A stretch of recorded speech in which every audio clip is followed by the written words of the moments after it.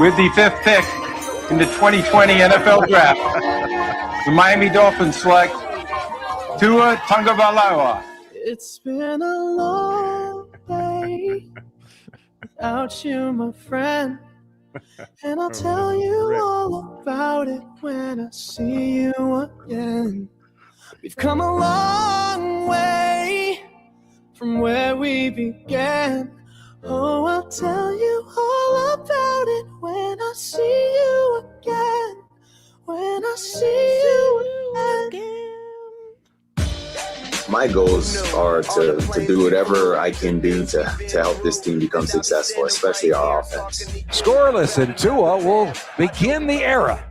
Tua, as the team huddle, first snap as a starter, and going against one of the better defenses in football on this LA Ram team. Throws it down, and he gets it into Preston Williams on a slant pattern, and that's the first completion of Tua's career. I like it. Nice quick release there, Jimmy. Quick post pattern to Preston Williams, goes down and makes the catch, gets the first down. Preston Williams. Day without you, my friend, and I'll tell you all about it when I see you again. We've come a long way from where we began. Oh, I'll tell you all about it when I see you again. When I see you again. 3rd and 10. Tua going deep. Oh, he's got Hill! He's got Hill! That is 6. Tua is 5 for 5 on this drive. Spins the wrong way, stays on his feet, sneaks through. Tua down the middle and down to the 10. Tagovailoa, blocked by Armstead. Going, he's got him! He's got him! Tyreek Hill! And the Dolphins have come back 60 yards! Tua backpedaling. He can run for it. Wide open is that side. He can't slide yet, but he's hit hard. Spins out of it, gets the first down. Tagovailoa. Blocked by Armstead. Tua into the end zone. Caught for the touchdown! Caught for the touchdown! Waddle! Miami is taking the lead. Play action pitch back to throw. Tua deep downfield. He's got Tyreek for a touchdown. What a throw. My gosh, he put it right on the money off a fake. Tua throws a perfect pass to Tyreek Hill. It's a matter of time. Everybody was cheating up a little bit. What a throw. It's been a long day without you, my friend, and I'll tell you all about it when I see you again. We've come a long way from where we began. Oh, I'll tell you all about it when I see you again. When I see you again. Sucks, brother. I mean, losing sucks in general. So, it doesn't feel good. I'll tell you that.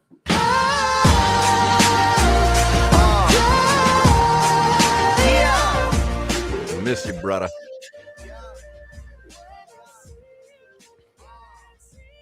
Brought us some good times. 2023 was awesome. I mean, I'm gonna miss him. I don't know why everybody else is so in the mood to celebrate. And by the way, till we see you again, it's a quick drive up 95 to Atlanta. He's gonna be a Falcon. You gonna ride up and check out a couple games? Gonna go to the varsity. You know my routine. My routine in Atlanta. I go to the varsity. I grab a burger or two, maybe a glizzy. Shoot over, see a Tua Falcons game. Back home before Sunday night. I'm busy. I don't know what day it is, but I'm busy, Hawk. Can't ride. Man, they couldn't wish him a happy birthday on Twitter. Crazy. Thank you. Ridiculous. So the deed has been done. Tua will no longer be a Miami Dolphin. Nothing in return. Just, hey, we wish you well. Your services are no longer needed here. And Malik Willis is the new quarterback for the Miami Dolphins.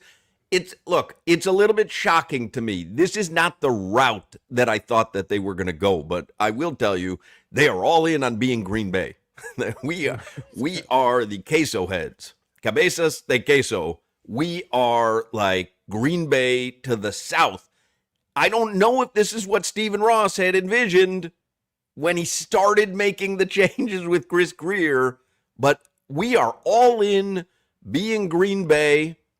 Not a bad organization to try to emulate. Yeah, won playoff games last couple years. Like, not won a Super Bowl, but they're a successful organization.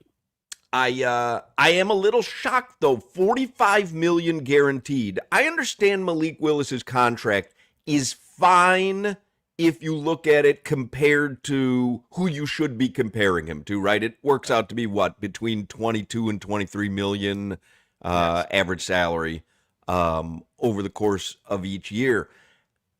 I'm not necessarily now. Obviously, they think because $45 million. I don't care if that's on the low end of quarterbacks. $45 million guaranteed is, in my opinion, a huge gamble to take on the quarterback position when you don't necessarily need to take it yet.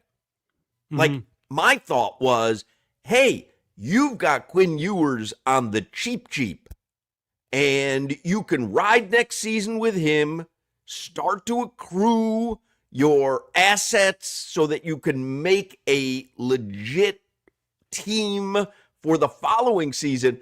But they obviously are of the opinion Malik Willis was going to sign somewhere else, and he would have gotten this money, if not more, somewhere else. And I guess that Sully and Hafley had determined, hey, if we don't get him now, this is our only chance to get him. And we think this guy is a guy that we can build around. So they obviously have a deep belief in Malik Willis. They slow played it. They talked about having competition in the quarterback room. There obviously isn't going to be competition in the quarterback room. Malik Willis is your starting quarterback going into next season. They have a deep belief in him. They paid him as I want to say it's the 22nd and 23rd highest paid quarterback in the league. So like you're saying, it's a lot of money, but you have to look at the landscape. Where they believe in him. Is he the 20th best quarterback in the world? I don't know. And he hasn't played enough games for anybody to know. But Hafley and Sully, they've seen him. They've seen him for a couple years now. He held it down when Jordan Love got hurt. Not a bad contract. I'm kind of with you, Hawk. To the what has he proved to be the guy to go out there and really, like, he was a target. They saw their target. They went and got their target. Is exactly what they did. So this is Sully's first big addition, and this is his first evaluation. You made this your quarterback. He better be good. Yeah. I mean, Sully did not stray far from the ranch. He identified Hafley as the coach he wanted to go get. He identified Malik Willis as the quarterback he wanted to go get. And this is where we are. The Dolphins' offseason cuts are Tua, Tyreek, Bradley Chubb, Nick Westbrook-Akine, James Daniels, Jason Sanders, Alec Ingold, Liam Eichenberg. We know today Minka was traded, so he goes in the division to the Jets. And did I see Jake Bailey? Is he the Dolphins punter? I don't even know if he's the current Dolphins punter. He was. He signed elsewhere. You've got a complete rebuild going on here. This is from the ground up, but most important part of the rebuild is generally the quarterback, and they wasted no time in telling you who Tua's replacement is going to be. So you got to have trust in Sully and Hafley. So I trust them, and we will see. I don't know how to feel because I know the Dolphins over-under on season wins was 4.5. I can't imagine that this moved it at all. No, Malik. So then it's too much unknown. Then what did we do? You think it moved it, Solana? No. This is a prove it. He has a lot to prove.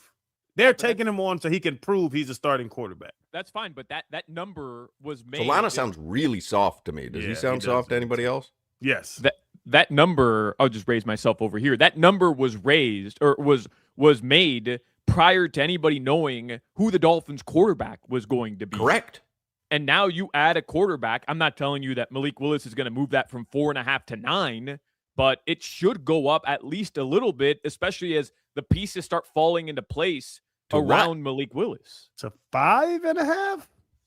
And by the way, it has not moved. I'm looking at the Hard Rock app right now. 4.5 is the Dolphins win total. I don't think it moves it at all. I just, what do you know about him?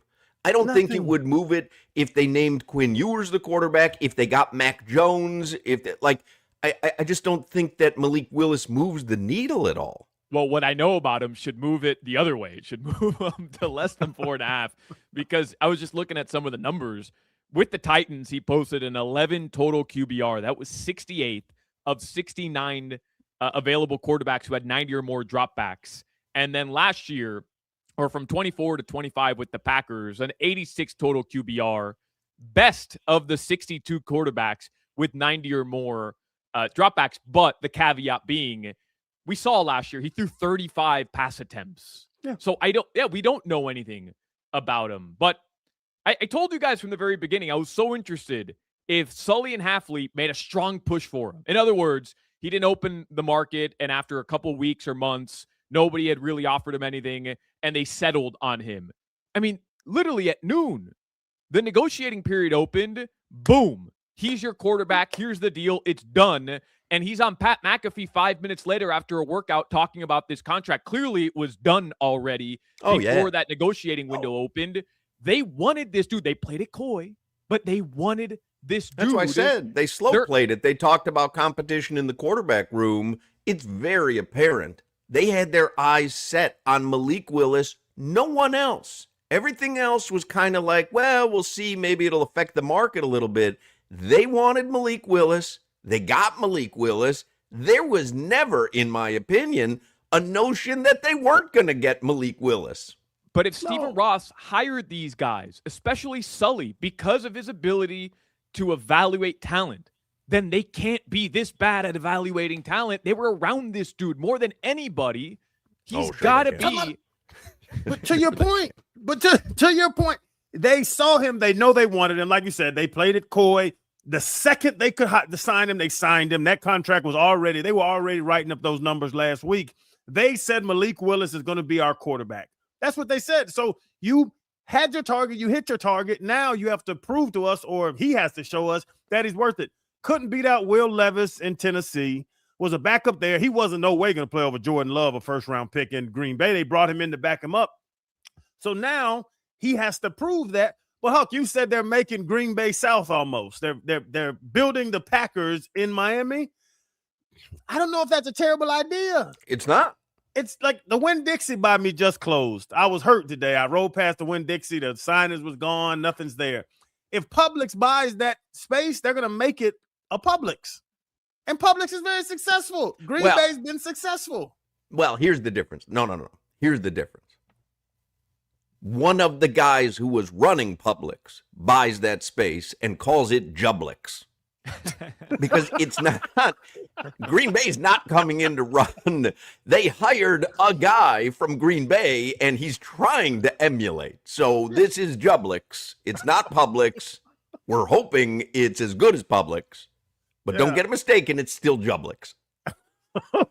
We got to figure out what Jublix looks like. By the way, Jimmy, write that down. That's a good idea by me. Open Jublixes near Publix, lower prices. A capital P, same color, green. Jublix.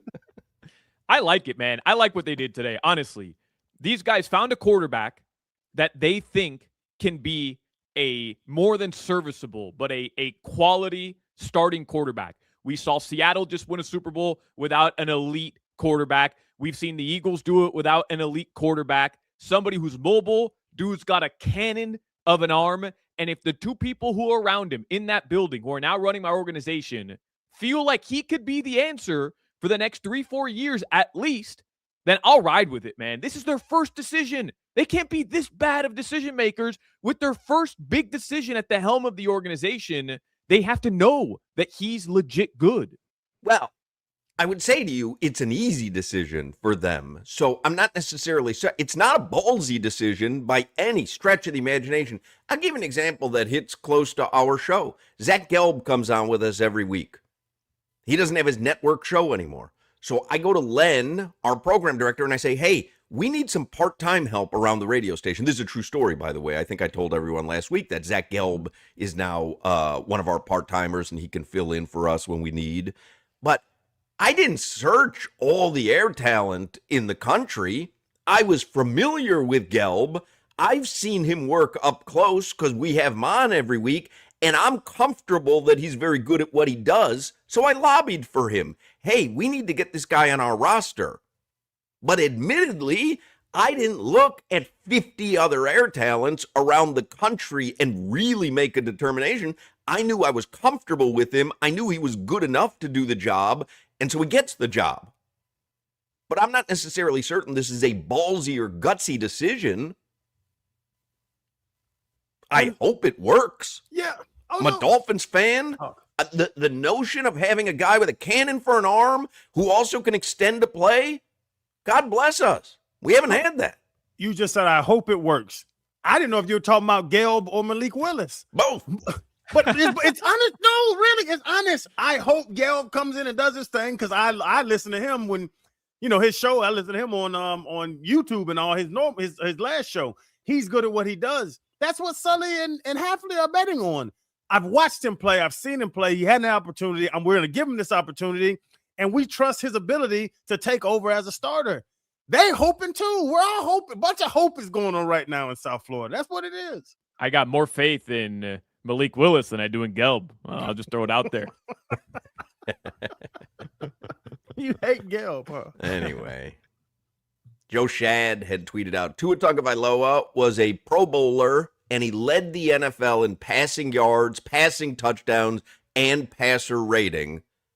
But he joins Ryan Fitzpatrick, Ryan Tannehill, Jay Cutler, Matt Moore, Chad Pennington, Cleo Lemon, Joey Harrington, Gus Frerotte, and A.J. Feely on the list of QBs who couldn't break Miami's drought without a playoff win.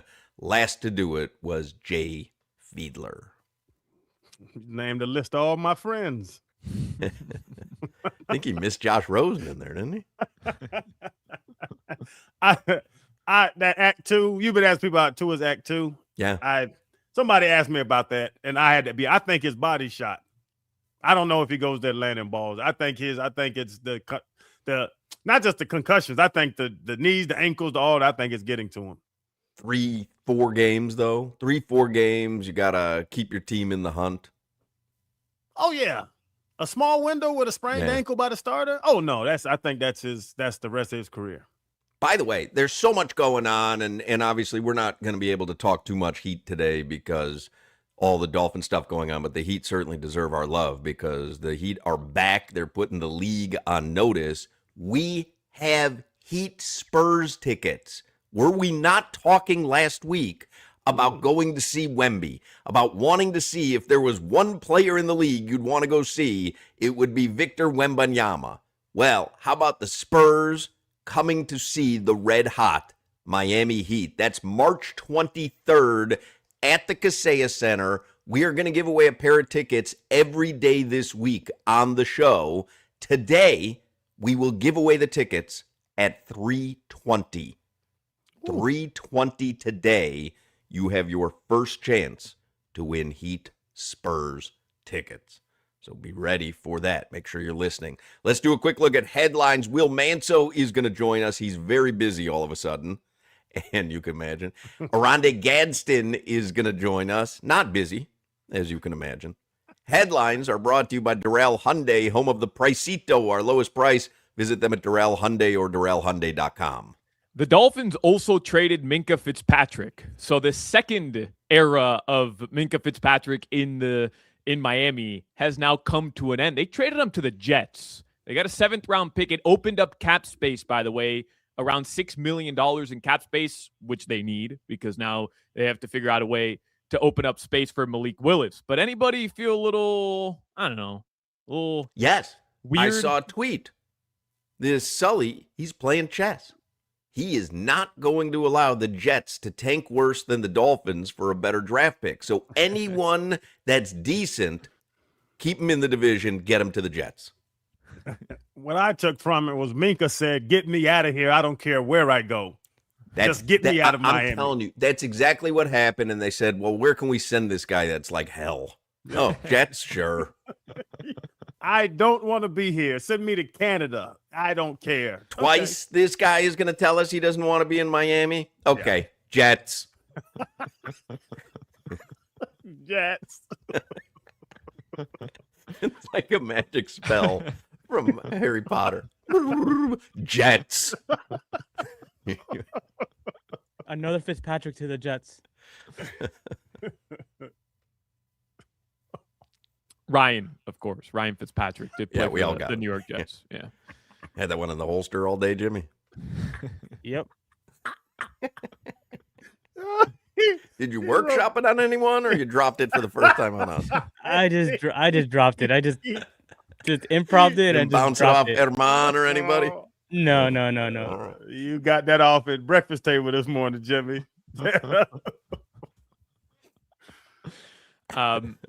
Man, there's a lot going on in the NFL. Like, there's just deals going on, but it's crazy. You guys see what the Ravens did over the weekend? They send 2 first-round picks to the Las Vegas Raiders for Max Crosby, and they're essentially going all in on the Ravens winning a Super Bowl this year after firing Harbaugh. I love that, by the way, because we've talked about it with Lamar Jackson, Josh Allen. Your window with an elite quarterback is not forever. Nope. And so either you've got to surround that elite quarterback with elite talent and win that Super Bowl, or you're going to waste the years that you have one of the best quarterbacks in the league, which we know does not come around very often. So if I'm the Bills, I'm going to get everyone. If I'm the Ravens, I'm going to get anyone. You know what I mean? The same thing. Kansas City, like, you've got to surround your elite quarterback with enough talent to win a Super Bowl. And Derrick Henry, 30-year-old, 250-pound running back, he's not going to be Derrick Henry much longer. So Lamar and Derrick, please put some people around them and let them win that damn ship. Our old friend Jalen Phillips, remember we had traded him to the Eagles last year. This dude just got a bag. He's going to go play with my guy Bryce Young in Carolina, a 4-year, $120 million deal for Jalen Phillips, who I'm sure will play 17 games in the regular season next year because he always does. JP a text now that you're saying that too. Shoot him a text. Yeah, let me see if I can hold something. I got his number too, I believe. Hey, me and Hawk want to hold I by don't the have meal. his number. I've got Jalen Rose.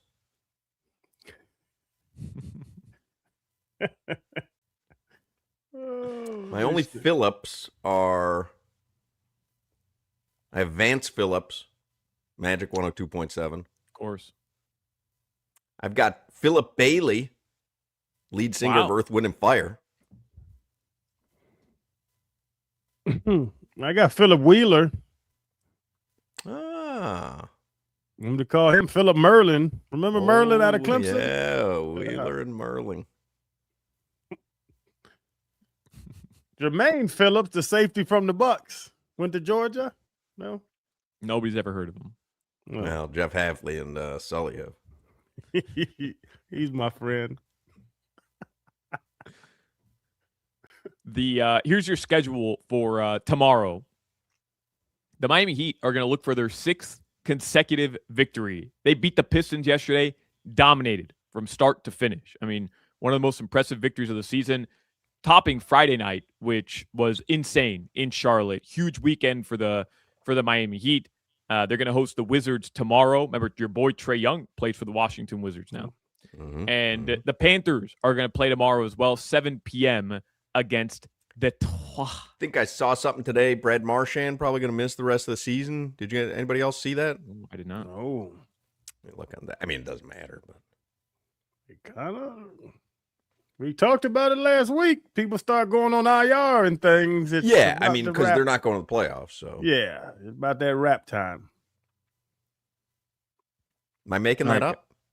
Yeah, I didn't see that, but it's possible. But I didn't see that. Where'd you see that? Well, if I knew, I would have would have sourced it when I said it. I see Brad Marchand will miss time due to lingering injuries. This was 40 George minutes Richards. ago. Paul Maurice says Brad Marchand going to visit doctors. He's out tomorrow and probably longer. Yeah, may need surgery. My guess is like, why would you bring him back anyway? If he's going to see Right. doctors, plural, you know what I mean? One doctor, maybe you're going to miss a game, come back. Doctors, plural? Yeah, let's shut this baby down. May need surgery for lower body injury, according to NHL.com. Yeah. Have it now, get back earlier for next season. Makes a lot of sense. Yeah. Your weather in South Florida right now, it is in the 80s. Welcome back, sunny South Florida. 84 degrees tonight. The lows will be in the 70s. That's your weather. I was certain the Dolphins were getting Geno Smith after reading a whole bunch of tweets this morning. I was certain the Dolphins were getting Geno Smith. He's from here. I know. Yep. I told you I encouraged him to win a state championship when he was in high school. Yeah. I talked to their team before the game. I got you. That's a little more. Yeah, it's a little more descriptive than I encouraged him to win a state championship. You talk to the team. He was in Miramar something, and the coach brought me in. I talked to them before the game, and they went and won. We've heard your motivational speeches before. I don't think you had anything to do with it, and I'm sure you gave it your best. Do we still have that? Bleep him, bleep you, bleep everyone, bleep. Everybody's looking around like, what? What's the guy talking about? Why is he so mad? It's Wednesday. Will Manso is going to join us next. In Miami, we go to the beach for a little solcito. We dance the day away with a little salsita, and we want a low price. You know you always pay less with your Pricito at Durrell Hyundai. Take advantage of a Pricito now on all your favorite new Hyundai models like a Tucson, Elantra, Santa Fe, Ioniq, Palisade, and more, all with owner assurance, America's best warranty, 10 years, 100,000 miles, and Hyundai complimentary maintenance. Don't miss your chance to save on a new Hyundai with easy financing, fast service, and the best value for your money, because you always pay less with your Pricito at Durrell Hyundai. Visit them at Durrell Hyundai or DurrellHyundai.com. You're listening to the Hoch, Crowder, and Solana Show. Rui Hachimura or Tua? WQAM.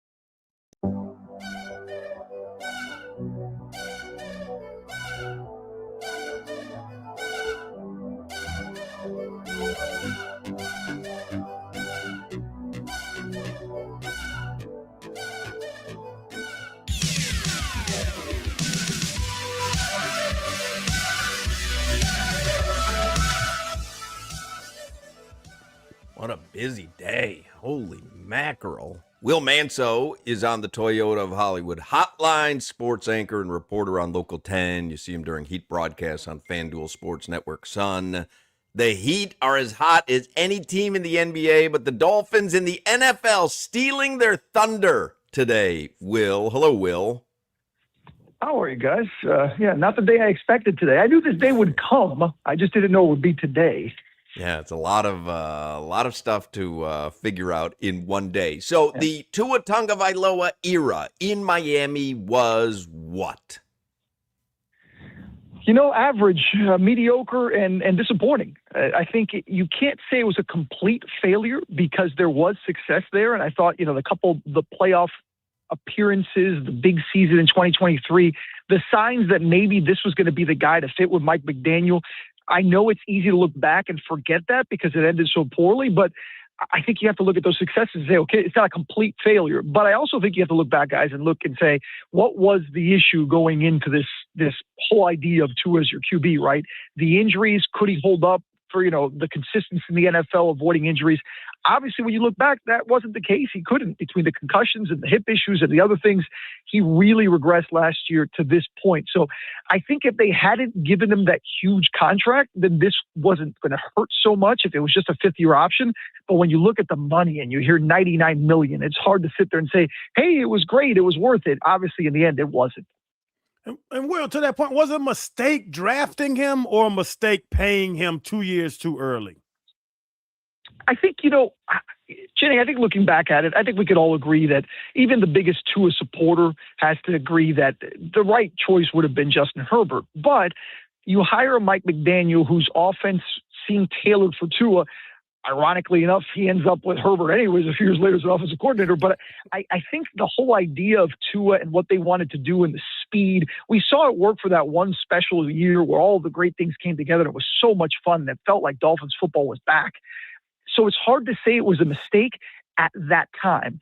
Looking back, sure, it looks like a mistake. I think the bigger mistake, though, guys, is the contract. And it's funny because the two teams that I follow the most, the team that I love, the Giants, you guys know that, and the team that I also cover and root for, the Dolphins, they both made a fatal mistake. The Dolphins giving Tua that contract for a big year. The Giants gave Daniel Jones a big contract after his big year, and they won a playoff game. That fifth-year option long-term question that teams have with QBs is so hard to answer. And in this case, the Dolphins got burned by it. I mean, they did. He had a big year. He played well. They thought he could hold up and be that guy, and it wasn't the case. The Dolphins tank for Tua, Will, and when we reflect on after they draft him, who was most responsible for, as you called it, average, a disappointing era with Tua? Is it Tua and the injuries, as you mentioned, or is it Chris Grier, the general manager, when we kind of reflect on the whole 6-year process? Yeah. I mean, look, the three guys that were involved in the process are all gone, right? That tells you how much this regime looked at it and said, look, Chris Grier is gone, this new regime comes in, Mike McDaniel's gone, and Tua is gone. And I think when you go in order, I think Chris Grier has to be the number one guy because he's the main decision maker. And it was right there in his hands of what he wanted to do. And he went with, not only did he go with Tua in the draft, which again, looking back on it, wasn't the worst decision. I didn't think, I'm not going to sit here and tell you that I thought that was a terrible draft pick. I didn't. I thought it was fine. But the big long-term money, then, there's a reason Chris Grier is not the Dolphins general manager anymore, and the handling of that is probably the biggest reason. I think number two has to be Tua because he just couldn't hold up, and the regression he had the last 2 years, and I don't know if I'm right on this, guys, but I think you'll probably agree, there was certainly something mental, too, going on with Tua aside from the physical part. He just looked shell-shocked, and after the concussions and the injuries, he was jittery in the pocket. He the whole seeing ghost kind of thing that you hear about QBs seemed to really be happening with him last year. The final piece would be McDaniel, because I think in the end he put his offense, it didn't work. He tried different things. He benched him, but again, he's gone. So I would say that's the order, and they each have some sort of responsibility, with Grier being the biggest one. And now we've moved on. Will, we've cleansed it all. You said everybody's gone now. Now we have a date planned. They got divorced and had a date on the same day. I'm telling you, they said, yeah, come on in. The bed's warm still. Malik Willis, how do you feel about what happened today? The quarterback moved this fast, but how do you feel about the Malik Willis? What is it? 45 million guaranteed, 3 years, 63 overall. Yeah. I mean, my feeling is this: they know him better than anyone, right? They were there day to day. They saw him day to day. They see the kind of person he is, the kind of player he is. The talent is undeniable. The guy's got a bazooka for an arm, and he can move. And we saw some of it. Whatever happened in Tennessee that didn't work out, he clearly was getting more comfortable and learning the league more. You're getting a polished player in the sense of understanding the way the league works, but you're not getting a polished player as far as the production. 155 career, completions at the NFL level, 34 attempts, attempts at the NFL level, 35 this year. That is not a big sample size. But I think in this day and age, we get caught up so much in money, and the cap keeps going up. This is essentially a 2-year deal. Yeah, it's a lot of money, and if he stinks, you look back and say, oh boy, they made a mistake there. If he doesn't, you could potentially have your guy for the long term. You could always re-sign to a long-term deal after a year or two, and you say, this is our guy. But more than anything, I think this shows, Channing, what John Eric Sullivan said in his first press conference. They're going to keep swinging for a quarterback. They'll take a quarterback every year or two in the draft or whatever it may be, and they're going to keep doing it until they find a guy. And to me, this is swing number one. Like, okay, Tua's gone, boom, pick up the bat, swing again, let's bring in this guy, Malik Willis, and see what he could do. But I don't think this in any way handicaps them or slows them down from the idea that even as soon as next year's draft in 2027, that they wouldn't be looking at a quarterback of the future if Willis isn't the answer. Does it change the way you look at next season at all? Because now you've got a quarterback and you're paying him over 20 mil a season. So this isn't, Quinn Ewers on a rookie deal. This is someone that they think has the talent to win, but you've lost Tua, Tyreek Hill, Bradley Chubb, Nick Westbrook-Akine, James Daniels, Jason Sanders, Alec Ingold, Liam Eichenberg, Minka Fitzpatrick, Jake Bailey. So what is next season in your mind right now? I mean, I still think this is a rebuild. I don't think getting Malik Willis, because remember, Malik Willis does come with questions. It's not like you're getting a guy who's put up the track record of big numbers and success at the NFL level. You're going on based on his talent and potential. And when you talk about the kind of money like 20 million plus, that is mid-tier money for a quarterback. It's not a discount deal. You certainly see discount deals like, Jameis Winston signs somewhere for $10 million. That's a discount deal, but it's not a big quarterback deal like we saw with Tua and other QBs and the money they get. You're sort of in the middle. So the way my season expectations go for this team, I think they still have a lot of work to do. I think if this is the answer for the quarterback, you've got to try to put some pieces around them, but chances are they're going to be young pieces. Again, go back to day one. What did John Eric Sullivan tell you? They build through the draft, and the draft is young players. And with young players, you're going to have ups and downs and learning curves in the process of getting to the NFL. It doesn't change this season for me much. What did Vegas say? The Dolphins are a 3 or 4 win team. Sure, maybe they're a 5 or 6 win team now, 7 win team potentially. But I don't see them getting Malik Willis. All of a sudden, the expectation becomes this could be a playoff team. They've got a lot of building to do. Hey, Will, is Tua still, even though it was a disappointing 6 years, is he still the best quarterback since Dan Marino? It's a good question because I was thinking about that today.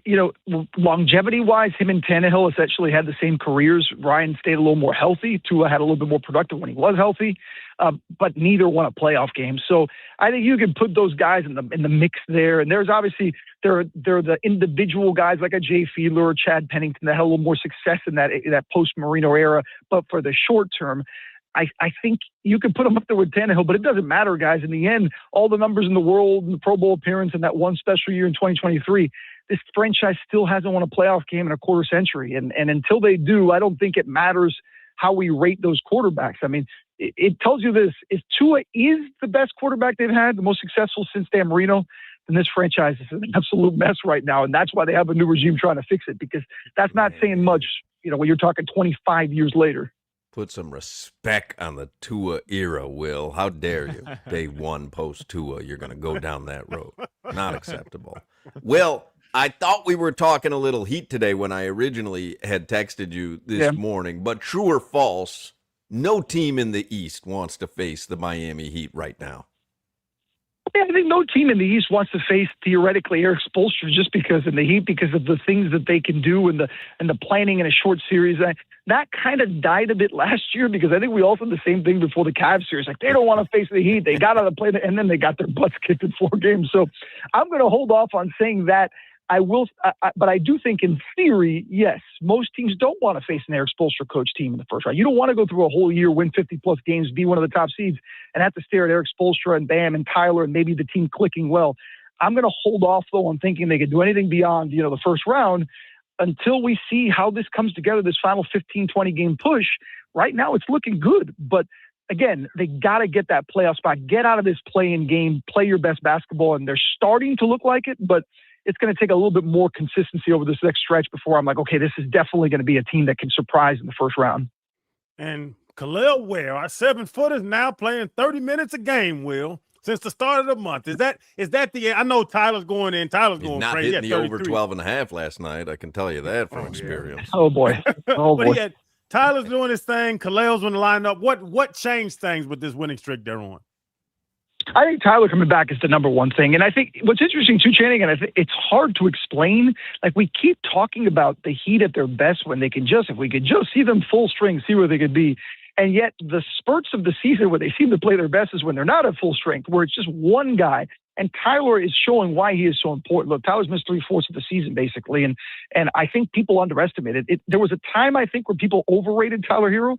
And now I think we're at a time where we almost underrate Tyler Hero. Like, he's a very good NBA player, a guy that brings what the Heat have been missing. What is the reason, right, that the Heat kept blowing all those leads and not able to come back in fourth quarters and losing these close games, these clutch games? They went through these spurts offensively where they couldn't score. And the one thing Tyler does is, man, he doesn't allow that to happen more often than not. He's going to have those stretches like he did last night where he just hits a three like he did in Charlotte a couple nights before that. I mean, he's the one player on that roster that is so ignitable like that. To your point on Khalil, sure, after Nico went down, Spo's kind of enforced his hand to play Khalil more. And to Khalil's credit, he's doing all the things. That night he had, what was that? That 16-11, 7 block, 5 steal night. That was ridiculous. Like, that's the kind of, how many players in the NBA can do that? And I think that's why Spo gets so frustrated when he has his down moments. Oh, God, Hassan, only one doing it with blocks. Only one doing it with blocks. That's why Spo would get so frustrated. That's why. That's what I think was happening. He was having PTSD with Whiteside. He's like, oh no, I gotta straighten this out early. I don't want to go through this become again, a Whiteside please. situation. Yes. Will, the numbers with Bam on the floor compared to when he's off the floor, and then just his total plus minus since coming back from the All-Star break, he's quietly putting together one of the best stretches of his career, especially on the offensive end. I think it's convenient Crowder left out Bam Adebayo there to continue to push his Bam agenda, but he becomes the only second player in Heat history to score 10,000 points. 10,000 points. Yeah, amazing. What does it say about Bam, his entire career, where he's at right now, the way he's been able to really get better every single year on that end? I say it every time we talk about Bam. And God knows we've talked about Bam plenty on this show, and with others as well that I've had a conversation with when Heat fans talk to me about Bam's this and that and what he can be.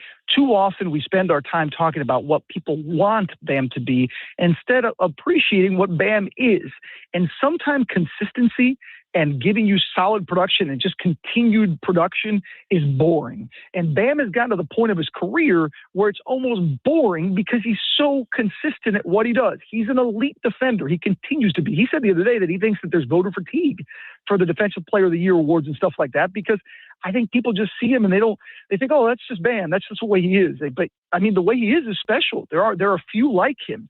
Offensively, same thing. I think Bam has so much energy exerted and so much on him defensively that sometimes people think like, hey, you can't be the primary guy every single possession. But I think what he's done in this stretch, you talk about Solana, is just he has really reinserted himself into that aggressive mode in the biggest times. Like we talk about Tyler and the ignitable. Bam knows those moments, and he continues to produce at the level offensively and then not lose anything defensively. And the on and off numbers prove it, and all the metrics that people have and all the things that probably go above all of our heads as far as advanced stats all show the kind of player that Bam is. And the teammates know it. Coach Spoelstra knows it. I just wish more Heat fans would know it, because I think there's going to be a time where you don't have Bam down the road, whatever that may be, and you're like, damn, we really had a really good thing for a decade plus that maybe we took for granted. Will, see, Solana tries to paint me as this Bam hater. I don't. Bam is very good. They're going to raise 13 in the rafters whenever he retires. But he's a 3 on the championship team because of the offensive struggles he has Great defense. He's Draymond Green. That's why I compare him to Draymond Green. No, but points though, CC. No. But he has to have Clay. No. He needs Clay and Steph, though. Will You see he what could I'm be a three? You see what I'm dealing with, I Will? don't He called him a Toyota Tercel once on the air. I mean, come on. Oh my God, no, come on, he's a Tundra. This is, I don't see that. The thing with Bam, I think it's also who's the one. Like, the one being Jimmy Butler with Bam being the two was pretty damn good. And Tyler being that kind of 2B or 2A, I don't know, whatever you want to call them. They had success and obviously made runs. If you had a super duper star, like top 10 player in the league, with Bam, then I think Bam could be number two. Sure, if you have a middle of the pack number one, then Bam maybe is more that 2-3, 2A, 2B like he's been with Tyler. But again, the things he does consistently, guys, consistency can be boring. And Bam, I think, gets into that trap. But I disagree. I think he's, with an elite player, he's a great number two. Now, I'll give you that. He's not a number one. He's not a number one alpha superstar. No, he's not. But how many are there in the NBA? Just a handful. Yeah, not a lot. When you woke up this morning, Will, did you think it was like, Monday, not a whole bunch going on, heat or hot, and I'll just kind of cruise through a Monday? I mean, I left last night, the Sunday show at 12:15, and I said to my producer, he's like, what do you think happens? We're talking about maybe going to the WBC today and covering the week. And we said all the NFL stuff. We'll see if anything happens with Tua in the next week, but who knows? I didn't think that I was going to wake up in the morning to this. And I sure as heck didn't think that they'd already be in bed with Malik Willis. Yeah, that's I didn't the think part that'd be that the I was turnaround. like, wow, that happened fast. I was like, last night I'm like researching Bam and Tyler stats, figuring I'm going to have to fill 4 hours on that stuff. Little did we know. It's great. And I love the fact that they're all ready. Like the tribute video is ready. Is there anything more that's changed sports more when it comes to these kind of things than tribute videos? Like, hey, well, here's $100 million we got to eat, but thank you for the memories. I mean, they didn't even wish him a happy birthday on Twitter last week. It was a shanda. Oh, that's true. That was a sign. That was a sign that, well, they were too busy working on the tribute video. Yeah. Hey, Hal, can we get you off that tribute video? We got a birthday. I got no time. No time. All right, Will. Watch Will Manso on Local 10. Thanks, Will. Anytime, guys. We'll talk soon. Man, a lot going on. Oh, a whole bunch going on. All right, take a break. Come back with more Hochman, Crowder, and Solana. This is Hoch, Crowder, and Solana.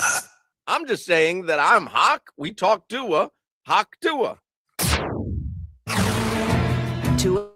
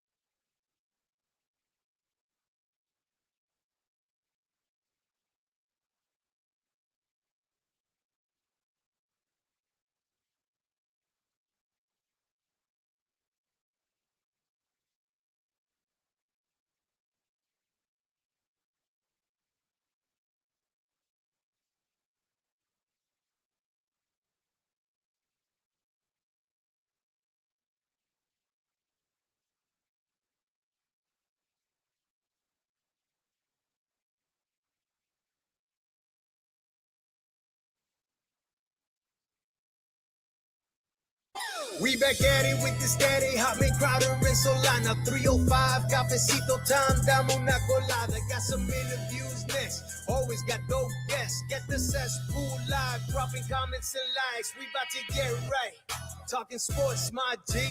Listen to Odyssey and 104.3.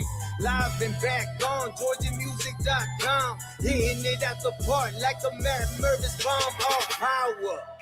Get ready for the 3 o'clock hour. Get ready for the 3 o'clock hour. Get ready for the 3 o'clock hour. Get ready for that 3 o'clock. We're ready. Ready for that 3 o'clock. Monumental day in South Florida sports. The new quarterback is here. The old quarterback is history. At 3:20, just 20 minutes from now, you will have a chance to win a pair of tickets for Heat and Spurs on March 23rd at the Kaseya Center. That's as good a prize as you will win. I'm telling you. To go see Wemby, to go see the Red Hot Heat, we've got a pair of Heat Spurs tickets every day this week. I'll tell you at the beginning of the show when we're going to give them away. I told you today, 3:20. And so 19 minutes from now, you have a chance to win Heat and Spurs tickets March 23rd at the Kaseya Center. I'm going to go to that game. I'm going to take the wife and kids. And I don't know, am I cheering for the Heat and Wemby at the same time? Because he's been going crazy recently. You're just kind of watching in awe as Wemby does what Wemby does. But yeah, you're rooting for the Heat. On March 23rd, how many will they have won in a row, Solana? Is that like maybe 10 in a row at that point? March 23rd, I think a little bit more. Let me do some quick maths here. Yeah, really quickly. let's do some quick maths. And Bam's going to guard Wemby? Is that going to be the matchup or where? I mean, DPOY. No, well, of course, DPOY, but Khalil Ware has shut down Wemby. I didn't want to pick on what Will Manso was saying, where he was saying that Bam saying there's voter fatigue on Defensive Player of the Year, but he's never won it, so they're not fatigued on voting for him. Right, but putting him in the conversation, I think, was the larger point from Will Manso. Conversation fatigue? Because I get voter fatigue if you're talking about Jokic. You go, you know what? I've seen that guy before. It's not flashy. We've given it to him a number of times. Like, I get voter fatigue there. I didn't see this quote. Are you telling me honestly Bam said the voters have voter fatigue when it comes to DPOY? Because he's never won it. He should benefit off voter fatigue. Yes. If they've got voter fatigue, that's good news for him. No, they've got voter fatigue of putting him in the conversation of talking about Bam Adebayo because they take Bam's defensive greatness for granted at this point. We're talking about a top 10 defense every single year since Bam Adebayo's been you're going to make the case for him. I'm talking specifically about voter fatigue. So you're saying they're fatigued of not voting for him? He's coming second, third, year after year, Hawk. And over the past couple, he's been kind of out of the conversation completely like he is this year. And the fatigue is coming from the voters of just including him in the conversation, at the very least voting for him to be. Are they fatigued on Rudy Gobert? Isn't he always in the mix? Draymond, Gobert, Antetokounmpo, Gobert, Smart, Jackson Jr., Gobert again, Mobley. So wait a second. Gobert's won it 4 times, but they're fatigued for voting for Bam for second, third, and fourth, and fifth place? He's won 4 out of 8 years, but they're tired of talking about Bam. Well, I'm calling for an investigation on the European Union buying votes here in the United States. All right, fair enough. Anyway, we've got Heat and Spurs tickets coming up at 3:20. Ben Volen from the Boston Globe, he tweeted out, as badly as Stephen Ross has botched things over the years, he deserves credit for cutting Tua despite his $54 million guaranteed. A lot of owners would probably keep Tua and make the coach play him.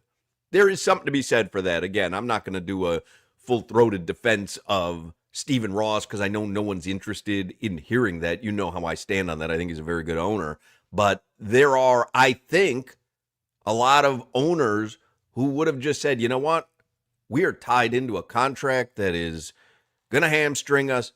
I'll keep Mike McDaniel another year. I'll keep Tua another year, and I'll start it fresh the following season. And I think to his credit, he was able to Now, again, I'm not necessarily certain he had really planned on firing Mike McDaniel, but I think he got caught in the air by hiring Troy Aikman.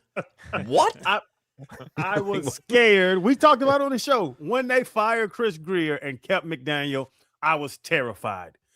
Then, like you're saying, I don't know if Troy Aikman came in and said, this guy doesn't know what the hell he's doing.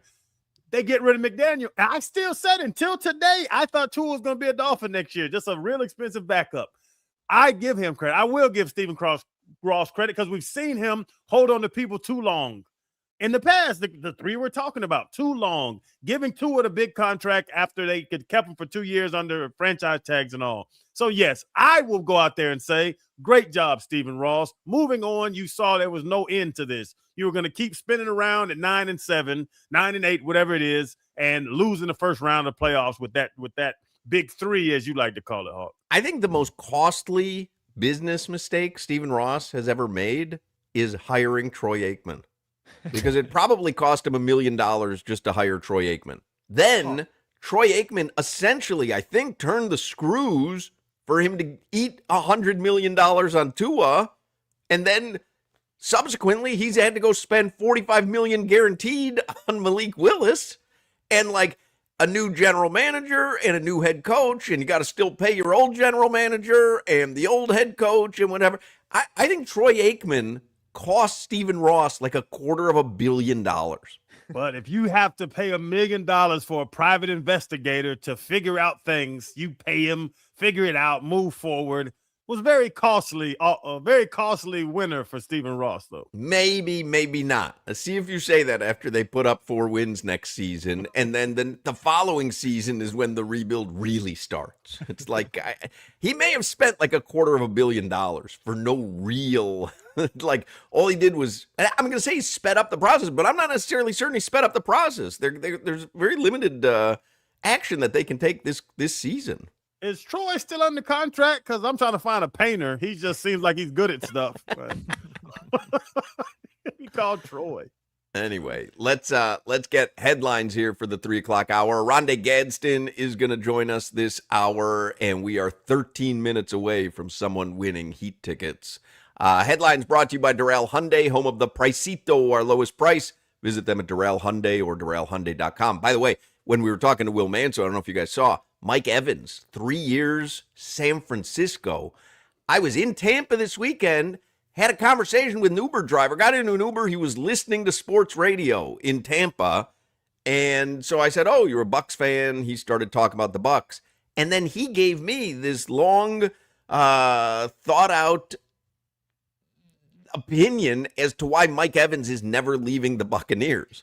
Because I said to him, I'm like, oh, you're a Bucs fan? And he said, yeah. And I said, oh, I love Baker Mayfield. And he's like, yeah. He goes, I guess the big talk now is Mike Evans. And he was just like, this guy's going nowhere. He got his ring here. He loves it here. Everyone here loves him. There's no chance that he's going to go elsewhere or whatever. And I just saw 3 years. Did it say how much for? Yeah, I think it did. Let me look it up really quickly. What you should do now is go back into your Uber app and shoot that guy a little bit of a tip. That's great. I can do that. I can find out exactly who that was and leave a message. Yeah, I can change my rating 1 star. Guy knows nothing about sports. Brutal takes. I hate it as a Bucks fan, but I love it for Mike Evans. I'm so weirded out by it. Like he's a Hall of Famer. And he's won a ring, so he doesn't need to ring chase. And I think Baker Mayfield's a good quarterback, and certainly he doesn't have a problem with Baker Mayfield. I can't imagine that the Bucks offered him that much less, did they? No, Hawk, if you're evaluating it and say who has a better chance of winning the Super Bowl next year, the 49ers are going to come up before the Bucks in the NFC. That's fine. And I would say I get that if he's never won a ring before. But didn't he win one when Brady was there? Yeah, he has a ring. Yeah. Yeah, he's a first ballot Hall Hall of of Famer. Why not end your Famer. career? Why not be one of the few who ends his career with the team that he started with and won it all with? Man, these young kids, Hawk, they get impatient. They just want to move. Well, I think he is reading the writing on the wall in Tampa Bay. Like, they're not actually going to compete for anything, and he probably wants to end his career winning. Like, he's done it all. He wants to go. If he's going to keep playing, he's going to want to win. My fear here, though, because I love Mike Evans. He's won me a fantasy league before. My fear here is he doesn't have the best hamstrings. And he's going to go be around that substation in San Francisco for 3 years. There's a funny tweet. It says, "This is Mike Evans' hamstring around that substation." I don't know if you saw this from Pardon My Take, but it's just the meat falling right off the bone. I mean, this dude is going to play one game over the next 3 years. 1 week around that substation, he's toast. Man, it is so dangerous nowadays to show a video on Twitter because then it just goes to another video.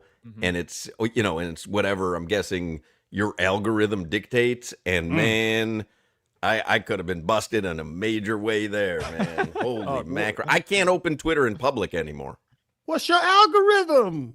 Women nude.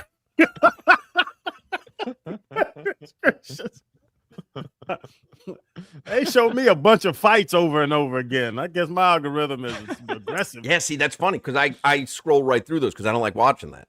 Yeah. I'm a fight after fight. I do like watching women nude.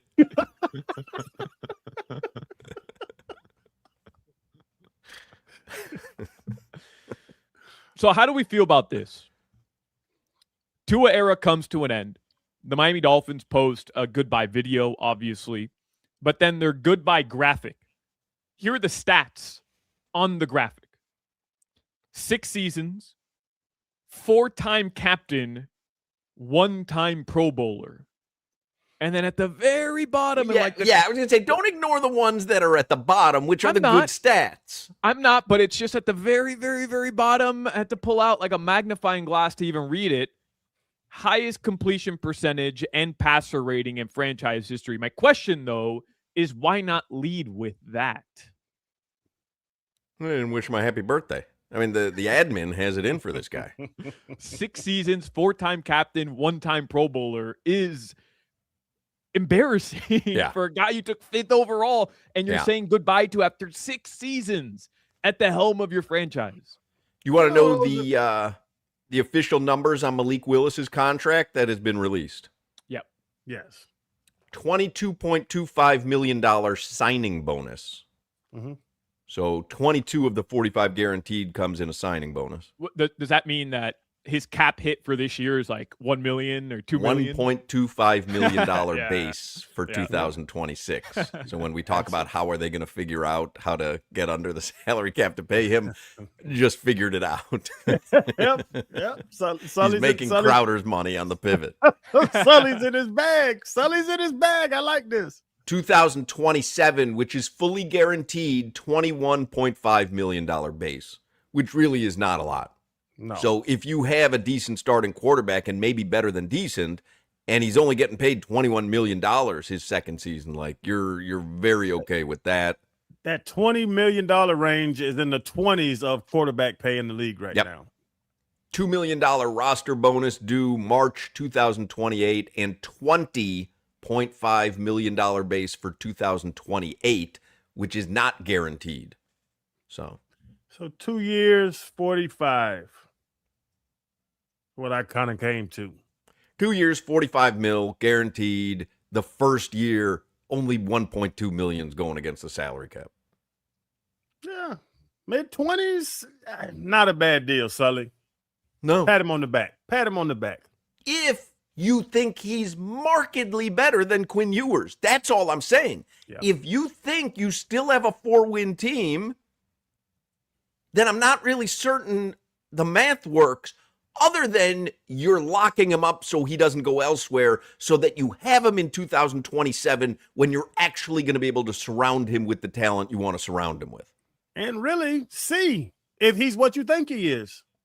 This is 2 years, 40. This is a show me deal. This isn't the Patrick Mahomes, Josh Allen, Lamar Jackson deals. This is a 2-year show me deal. We see some talent out of you, Malik. Go out here, make you some money, more money he's ever made in his life, and show us that you can lead a team. And if not, we're going to draft somebody next year and the year after and the year after. Well, you said they're going to draft a quarterback every year. Maybe they still do this year. Yes. He also said that there was going to be competition in the quarterback room this year, but that was a flat-out lie. Quinn, go get Malik. We just gave him $22 million 3 days ago. What you got? You got a big car? How much? Hey, Quinn, How many pieces of luggage do you think your car can hold? You know how to get to FLL? Quinn Ewers, like early this morning when they released Tua, was like, I am the starting bleeping quarterback for the Miami Dolphins. I'm the guy at one of the most storied franchises in the NFL. And then his phone rings and it's Sully. He's like, holy mackerel, GM's calling me, might even want to extend me now. This is the greatest day of my life. Quinn, Sully? Yeah. Hey, how much luggage you think your car holds? Huh? I'd say, how much luggage you think your car holds? We need someone to go pick up our new starting quarterback, Malik Willis. He's flying into FLL. They have a driver to pick up Malik. You was just the luggage guy. Follow the Cadillac, buddy.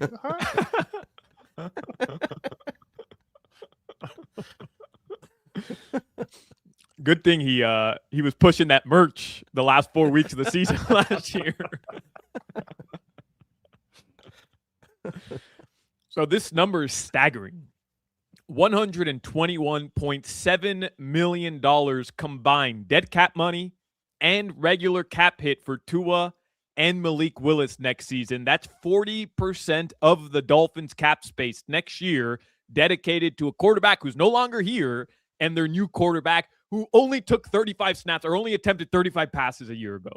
But if I told you had an NFL franchise that had 40% of their salary cap designated towards a quarterback, you'd go, wow, that's a Super Bowl champion right there. They know who their guy is. Man, is it Joe Montana out of retirement? Right. Are you kidding me? Crazy, man. The deals are happening all around the NFL. I couldn't find that number, by the way, Hawk, the actual amount of money that 3-year deal for Mike Evans is worth. I don't think that's been released just yet, but we talked about Jalen Phillips.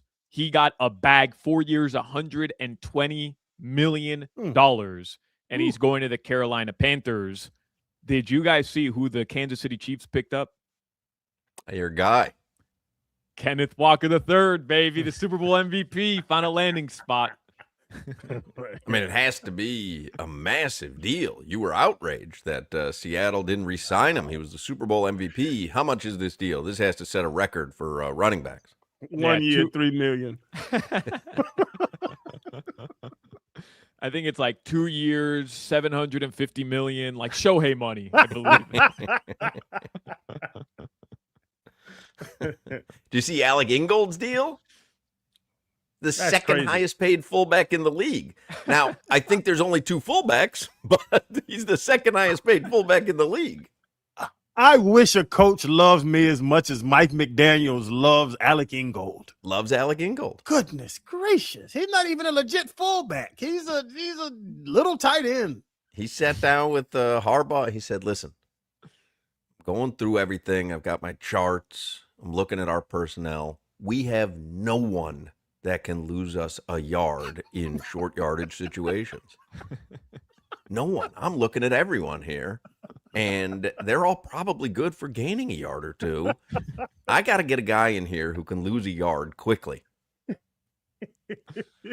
And I got a name for you, Jim. And not only that, he's very good in the community. Great author. He can write a book like nobody in the league. Goodness gracious. Little tiny little fullback getting paid. A couple local notes. Canes Hoops did lose their regular season finale at home to Louisville, but it didn't affect their seeding in the ACC tournament. They're the 3 seed. They're going to play Thursday, 2:30 p.m. in the 3rd round of the ACC tournament. They got the double bye. You have not mentioned the Sabres. Did you watch the Sabres game last night? No, I saw the stats on Twitter. Like, it was a ridiculous game with the Lightning. I don't know why I asked you guys if you watched it. I mean, I watched the highlights. There's no way I'm watching a Buffalo Sabres game. Oh, you might. Come playoff time, I told you I have family up in Buffalo. Like, I already asked them to send me Sabres gear because I'm ramping all the way up for the Sabres if the Panthers don't make the playoffs. But Canes Hoops lost. Inter Miami sold out the Baltimore Ravens Stadium. The highest ever recorded attendance, I think it's called M&T Bank Stadium, larger than any Ravens game for Leo Messi to go watch Inter Miami. 320. Hold on. United. 320. Got to give away Heat tickets. Hold on. 320. I don't want to be accused of false advertising. Heat and Spurs, March 23rd. We have a pair of tickets every day this week, and this is your first opportunity. What caller number do you want to take, Crowder? Oh, what's where? 7? Our best big. 7? Yeah. Caller 7. I feel like we need wear a number sound. 7? We need like a sound for this. Doesn't Khalil wear 7? Aren't you the executive producer? Yeah, that was poor planning, but I do have some sound available to me that makes zero sense. Hot dog. I'm sorry, what was that? Hot dog. What is that from? That's my dad yelling, hot dog. Hot dog. Caller 7 gets Heat and Spurs tickets March 23rd at the Kaseya Center. If you don't win them, you can buy them. I mean, this is the game to go see. Caller 7, 305-567-0560, 305-567-0560. Caller number 7, hot dog. You will get Heat and Spurs tickets, and you'll have another chance mañana. Jimmy says on the chat, the Mike Evans deal is reportedly worth $60 million over 3 years. Guaranteed money not initially reported. That's from Jason Owens of Yahoo Sports. Wow. You know what? We kind of talked about it with Malik Willis because I went to look at the, top paid quarterbacks, and I just started to see 55, 55, 53, 50. So I just looked at all players. There's 10 defensive ends making over $40 million a year. The Myles Garrett's, the TJ Watts, like the number you have, it's all relative. So you say $20 million for a receiver, that's not a lot of money if you look at the big, everything in totality. The Panthers do play the Detroit Red Wings tomorrow, and the Miami Heat look for their 6th consecutive victory tomorrow as well. They host the Washington Wizards. They beat the Hornets, and the Pistons blew out the Pistons last night, the top seed in the Eastern Conference, but maybe not for long. Celtics and Jason Tatum look really, really good. Has Trae Young done anything with the Wizards? Admittedly, the only thing I know is that he got ejected the game before he was going to play. No, he's not playing like normal minutes. He's playing limited minutes. I don't think he's past 20 minutes yet. The Wizards lost to the Pelicans yesterday. I'm assuming the Heat are going to be 15-point favorites. It'll be double digits for sure. They've lost. I think the Wizards have lost 11 in a row, but it's a number like that. Like they're tanking. The Pelicans the Pelicans stink. The Pelicans don't have their own first-round pick. So they're tanking without trying to tank. Yeah. What'd they trade their first-round pick for? I don't know. I'd have to look it up. Hitting them in the head, fellas. Oh, I am on such a cold streak. I can't even begin to tell you. Bro, I'm rolling with these big, the 4 or 5 team parlays, all crazy favorites. Really? I hate to admit this. I had the Pistons -1.5 last night.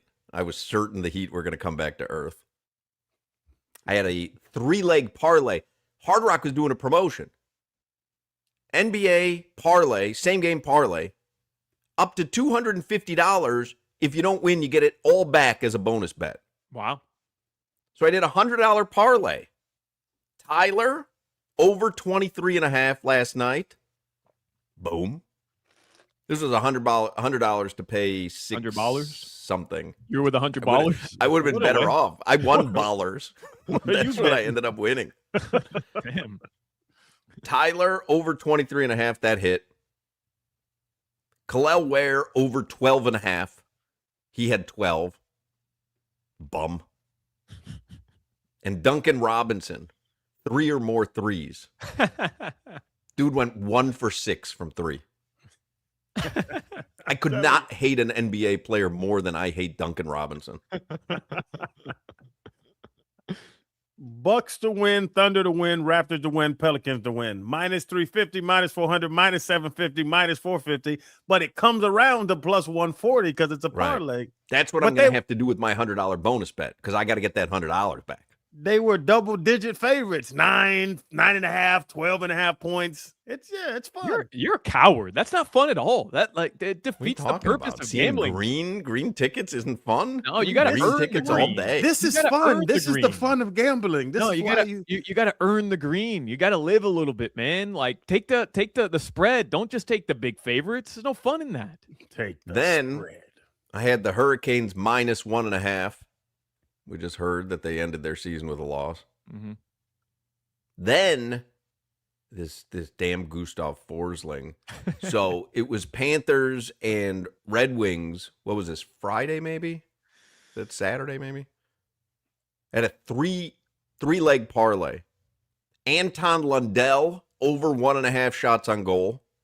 He had 3. Sergei Bobrovsky over 23.5 saves.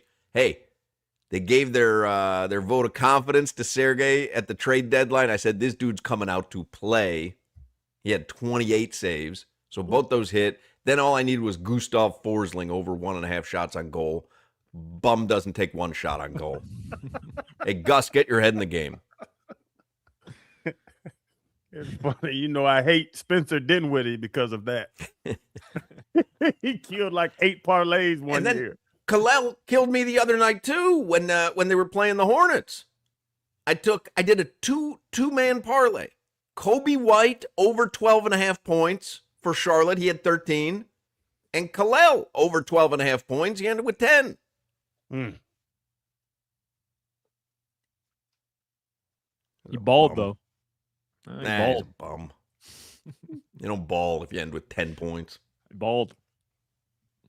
Plus Well, 18. One of them games you helped me out. You were like, yeah, Kalel's been playing well, but they have some very aggressive bigs. I told So you bet his Friday unders. Friday Yeah. night. Friday night. Yeah, he's coming off that big game. The books, they push the numbers way too high than what they should be. And you're going up against Charlotte. Like, that game wasn't conducive to Kalel Ware dominating. He had a good game, but the numbers were all under. So remind me to give you a gift card I got in my wallet. Well, I mean, ask Hoch. He's with all the ballers. I got as many ballers as you need. Unfortunately, I'm very low on dollars. All right, your weather in South Florida right now, it is 83 degrees. Nice and sunny, though. Tonight, the lows are going to be in the 70s. That is your weather on day 1 of the Dolphins without Tua Tagovailoa officially. Yeah. Hot as hell out there, man. Became summertime all of a sudden. All right, Aronde Gadsden is going to join us in the next segment. Cheetah Pompano, you got a great spot there to watch a game or a fight. They got 4 stages of entertainment, the most beautiful ladies in South Florida. Cheetah Pompano has that amazing complimentary gourmet lunch till 3 p.m. every day. Tuesday, March 17th, you can make plans to join the St. Patrick's Day celebration at Cheetah Pompano or Cheetah Palm Beach. $7 Jameson shots, $100 bottle specials, corned beef and cabbage on the menu, and a pot of gold liquor basket giveaway. That is St. Patrick's Day at the Cheetah. Saturday, March 28th is the Rodriguez Charity's 7th annual poker tournament at the Seminole Casino Coconut Creek. 100% of the proceeds from the event are donated to local charities. There's a $10,000 in cash prizes. There's a $200 buy-in, but there's going to be bounties if you knock out some of these celebrity players like me. Bounty on my head. Spoiler alert, I'm a very easy out in Texas Hold'em. It is Saturday, March 28th, Seminole Casino, Coconut Creek. Hope to see everyone there. Every day is a great day at Cheetah Pompano Beach. You want to make sure you visit Cheetah Palm Beach as well, and you can get all the details at cheetahsofl.com. This is Hoch, Crowder, and Solana. Socrates once said, you don't know what your body can do until it does it.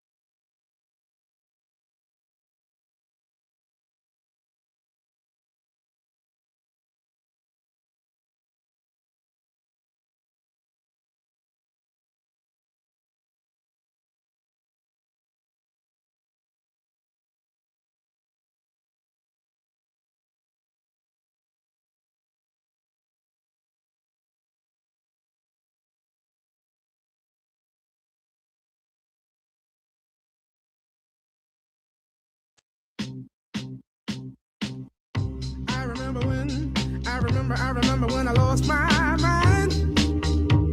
There was something so pleasant about that place. Even your emotions have an echo in so much space.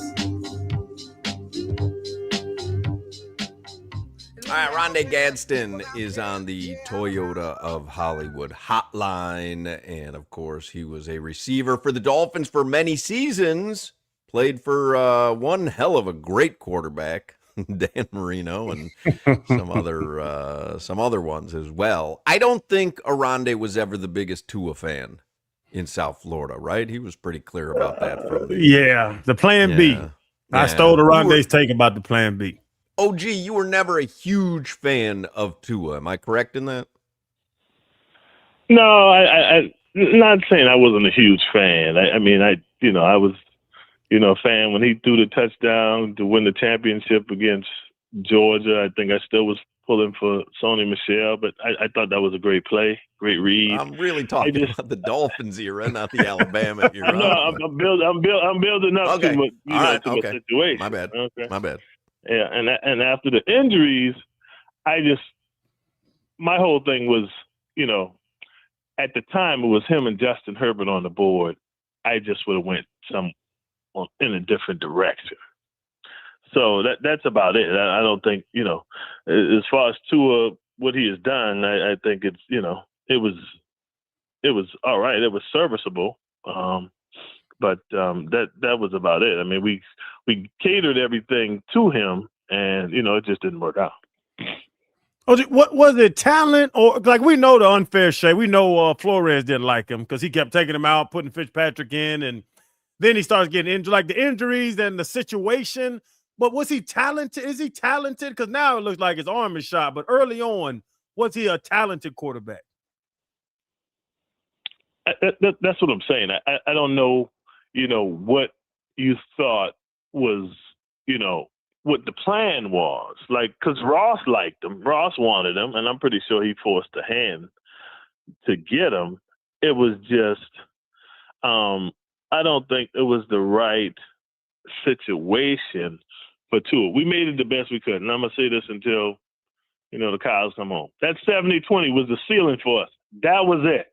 That game was it. That was fun, though. You know what I'm saying? Yeah, no, it was a blast. Trust me, I had never heard that song so much in my life, right?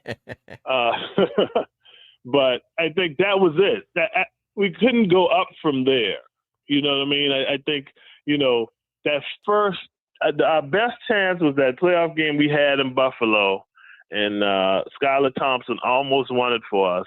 I think if we had Tua, we would have pulled it off and, done a little damage. But that was it. And then the game when we played Tennessee at home and we had to win to get a home field, and we didn't win.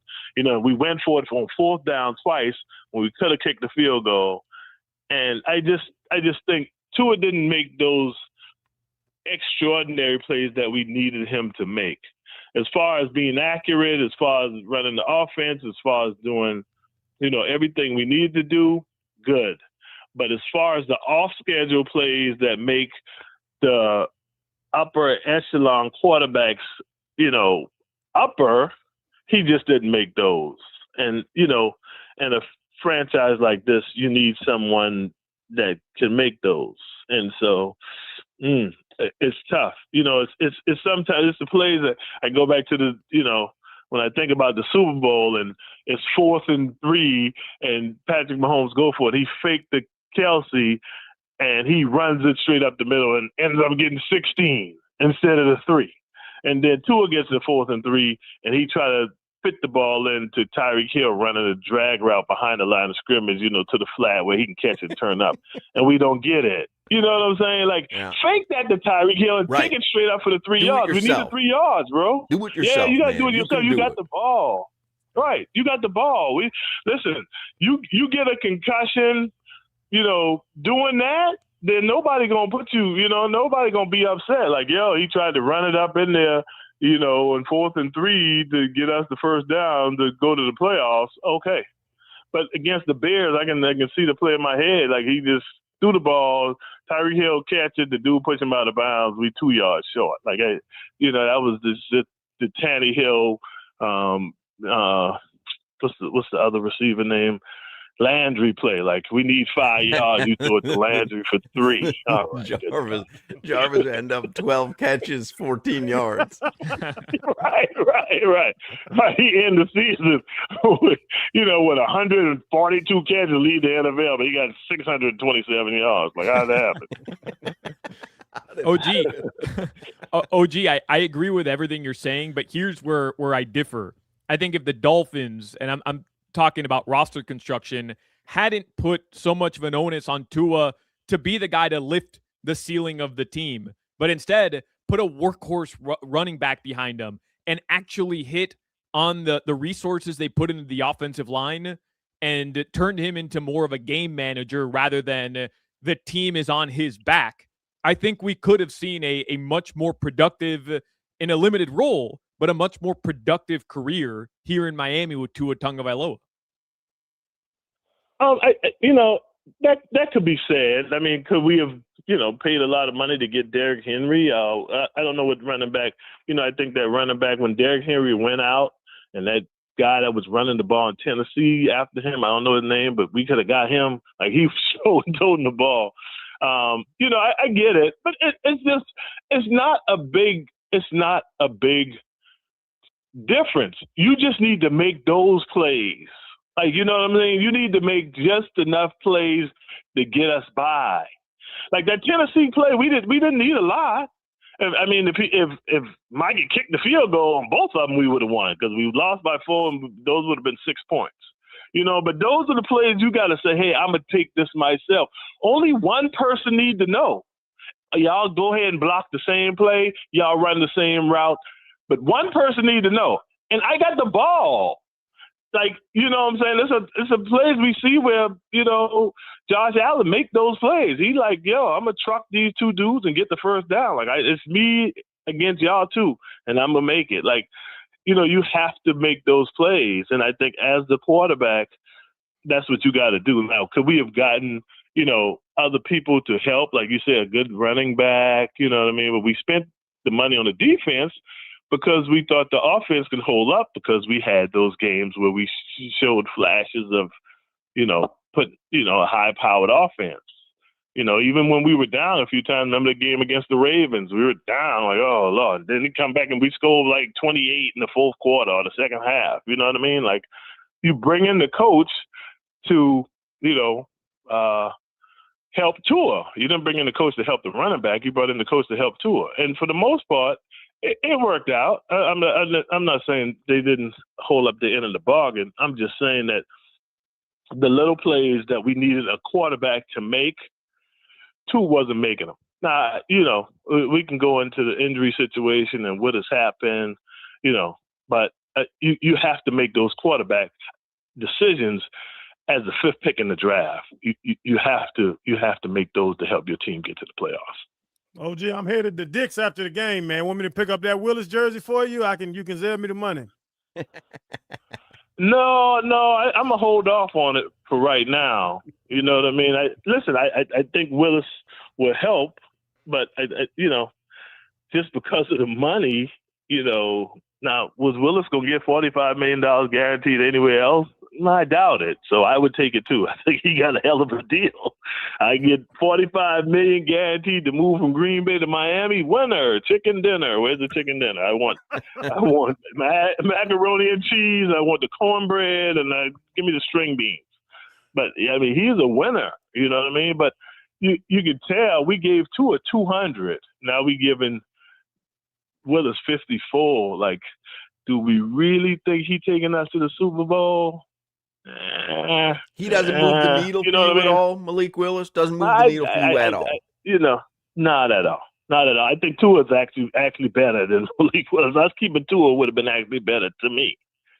Because now although Malik Willis has the capability to extend a play, which is kind of your criticism of Tua, which is, hey, when you need to extend a play, you couldn't do it. Malik can do that.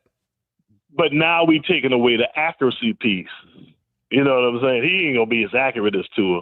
I mean, how many snaps really did Malik Willis play last year? Like, how many? Like, like 20, 27. You know what I mean? Like, it wouldn't, they make it seem like it's a big deal. Oh, he was 30 or 35. Oh, okay. You know what I'm saying? Like, you know what I'm saying? Like, it ain't.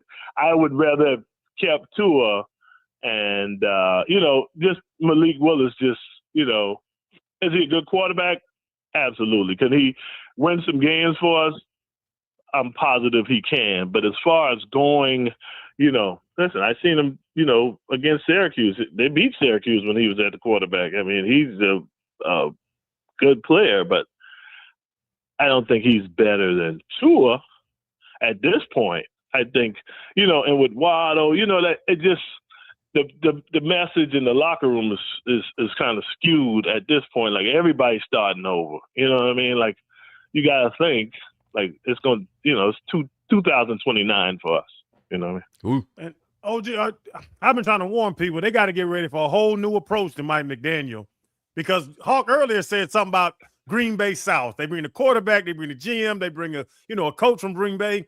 Green Bay gave the ball to Josh Jacobs a bunch and threw it to that big white tight end until he got hurt. Like it's a whole different approach that we got to get ready to see out of this coaching staff.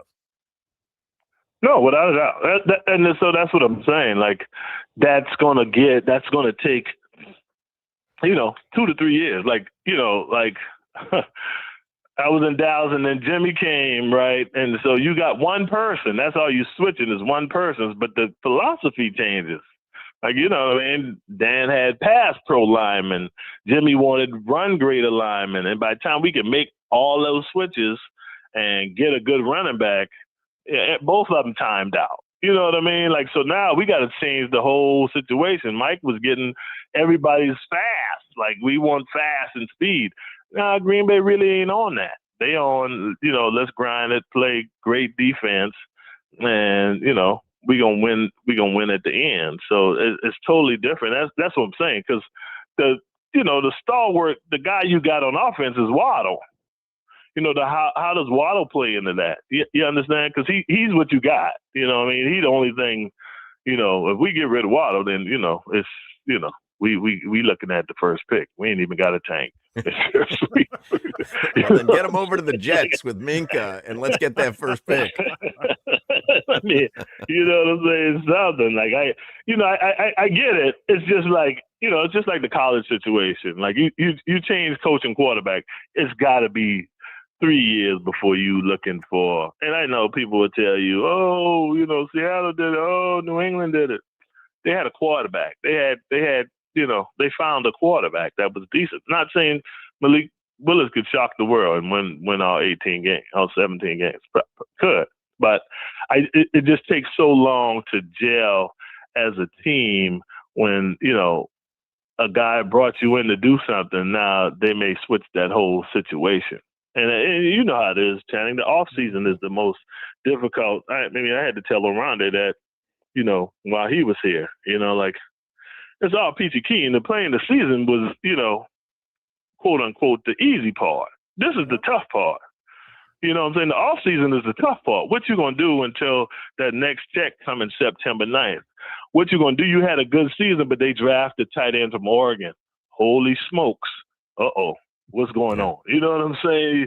Yeah. This is the tough part. Like, everybody's, if you're not the guy, if you're not Malik Willis, you like, man, what we doing, man? What we doing? You know what I'm saying? If you Malik Willis, you cool. What does it say about me when they drafted a linebacker my first 4 years? Yeah, they looking to get rid of you. They looking to upgrade. Trust me, we all been there though. You know what I'm saying? We all been there. With you, I just had 8 touchdowns. I just got here. And you draft the wide receiver in the second round. I mean, what you want me to do? I can't get faster. I'm not getting faster. The 4.7 is what you got. You know what I'm saying? Like, I ain't working. Brad Roll, and they ain't working on my speed. I can tell you that. We ain't pulling. We may be pulling sleds, but it ain't for speed. So Did Junior send a welcome text to Alex Ingold? I don't think he did. Tell him to get on that. Tell him we want Alec Ingold, him and Alec Ingold on the show together weekly. Be like a that, buddy that cop might film. be all right. It'd be like that the new might, that might 48 be all right. hours. That might be all right. That might be all right. The best podcast could be Mike McDaniel and what's the other guy name? The Harbaugh? offensive analyst. No, not Harbaugh. What's the Adam other Gase. coach? Adam Gase. Adam Gase. Oh, That that's needs right. to be I a forgot Gase podcast is right there, there. too, yeah. That podcast would be nine hours an episode. I'll be tuning into that one. They got one topic out in 9 hours. Holy smokes. All right, Aronde, we got to go. We love you, buddy. Eating at the club. All right, man. Y'all take it easy. There you go. Aronde Gadsden, 4 o'clock hour is coming up next. You're listening to the Hoch, Crowder, and Solana Show. Woke up this morning, got me some gabagool. Then I woke up the next day and got some gabagool. WQAM, broadcasting live from the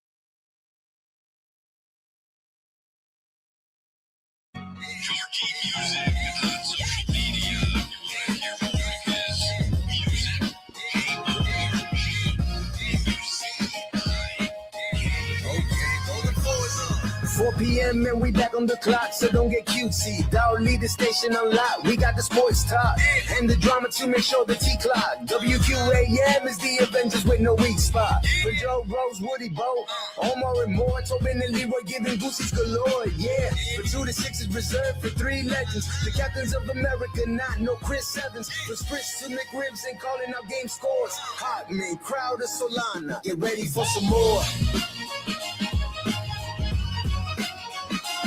Ready for the 4. Tyler Hero, Eastern Conference Player of the Week. How about that? Dude's balling out, man. He has been showing out. He's got I don't know what this does for contract discussion at the end of the season. We've been fooled by players before in like very small periods of time. So, but that conversation is going to ramp up again in a spectacular way if this is the way that he finishes the season. We have Whiteside PTSD is what it is. I mean, not just him though, right? Like Deion Waiters. You could literally go down a list of like, and Hero, we've seen it. Like, man, that's what makes it so frustrating is you feel like he could be this guy all the time. That's what makes it so frustrating. Got to be out there though. 33-9-9 against Charlotte. That's all-star top. That's NBA MVP numbers. Let's see what happens in the playoffs. I love what Tyler's doing. Yeah. I think he's deserving of the award, and I think he can be this guy. But what does it mean in the grand scheme of things if in the first round he gets neutralized the way Cleveland neutralized him a season ago, and you get bounced in the first round against a better team? Let's see how he performs in the playoffs. And if you go on some deep run and Tyler's putting up these types of numbers, leading you, winning games at the end, then I'm willing to have the conversation about giving him the extension he wants. And even then, I'd probably, I'd pump the brakes a little bit. That to me is the barometer. You got to play more than 30 games a season.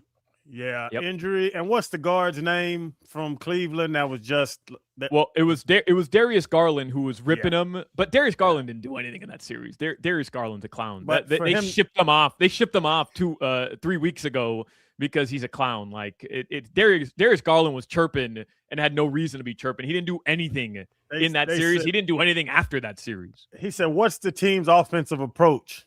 Go at Hero. That's the easiest thing we can do." That cut me deep as a Heat fan.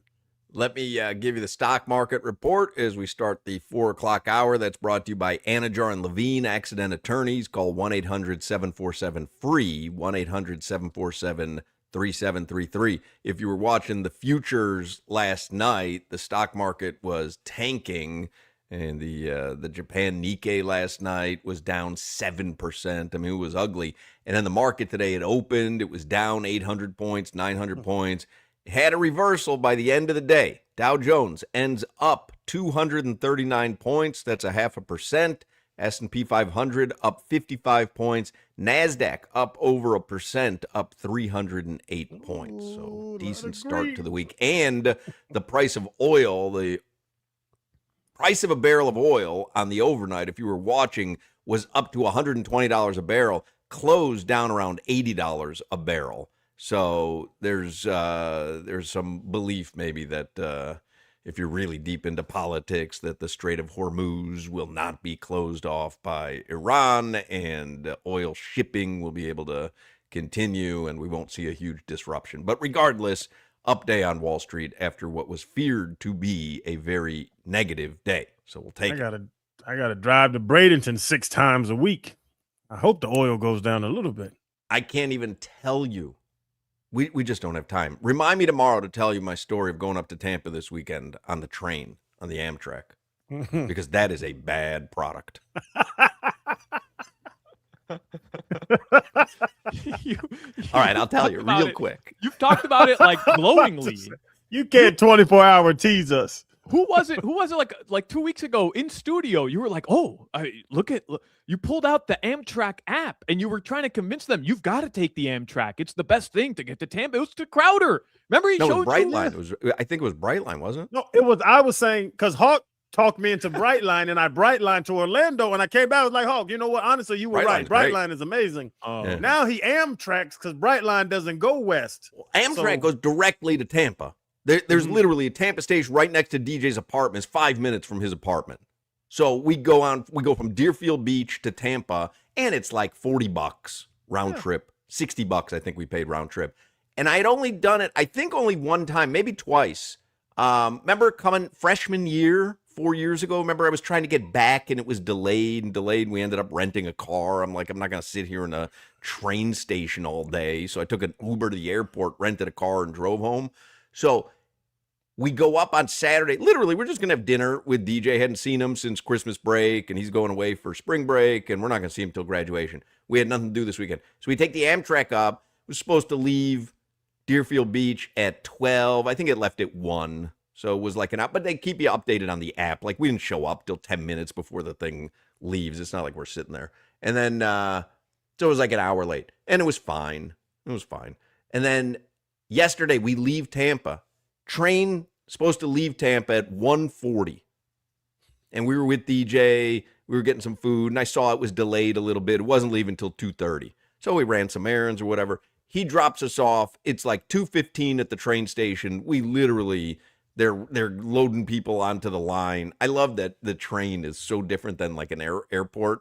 Like, they literally, there's a guy who goes, "Who is going to southbound Hollywood or West Palm stop?" And, people raise their hand and they go, "Line up by the cone that has the 1 on it." And you literally walk on the platform to that cone. It was like, who is going anywhere other, so that's us because we're going to Deerfield Beach. Hey, line up at that cone. We get on the train. And it's, like I said, leaves about 2:30, so we should be in about 6. 20 minutes outside of Tampa, the train rolls to a slowing stop, and then the engine gets shut off. I said to Lori, I go, because sometimes the train will stop on the tracks, so they go, whatever. Yeah. I go, do you notice that there's zero power coming into this train? Then the lights go out, the air conditioning goes off. Lori closes the shade. She goes, "It's going to get hot in here quick." We were about 20 minutes outside of Tampa in the middle of nowhere. 4 hours. No power. No air conditioning. And let me tell you something. That train was in danger of becoming Lord of the Flies. What y'all do for 4 hours? 4 hours with no air conditioning. It was 100 degrees in there. Now, plenty of those people on that train, I'm not throwing shade, that ain't nothing to them. Me?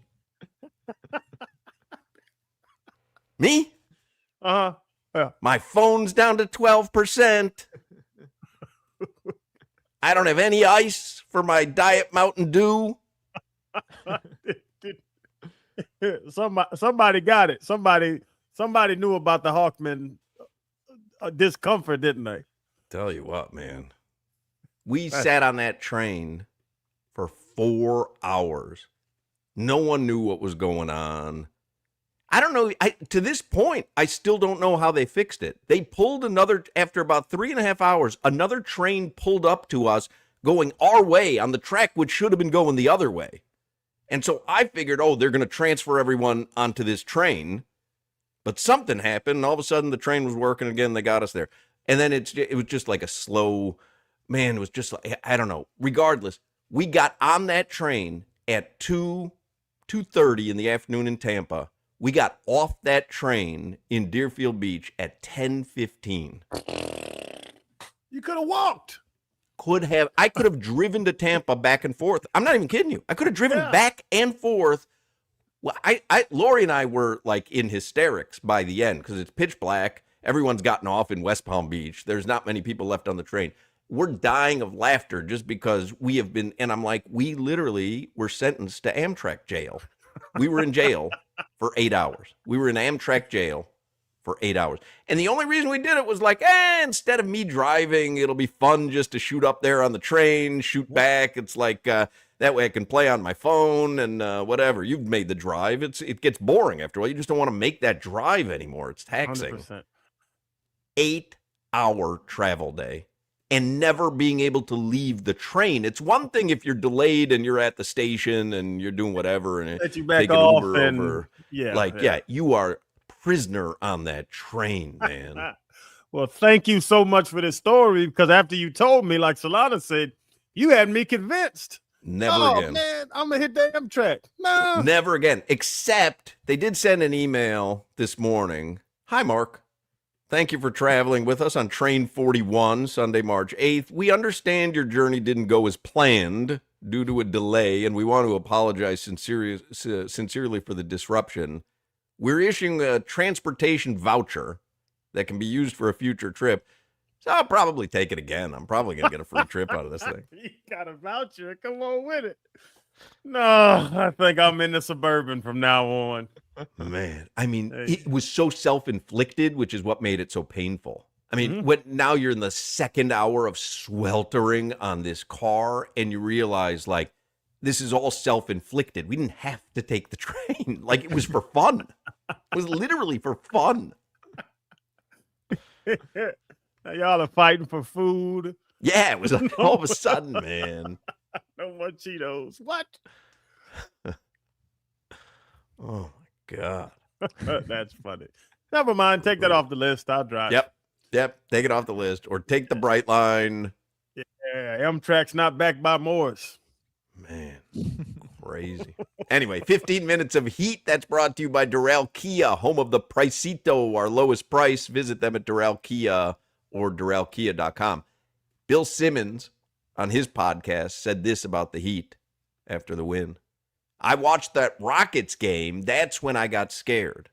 What they did to Charlotte Friday was notable. Then just took it to Detroit. Hero is back.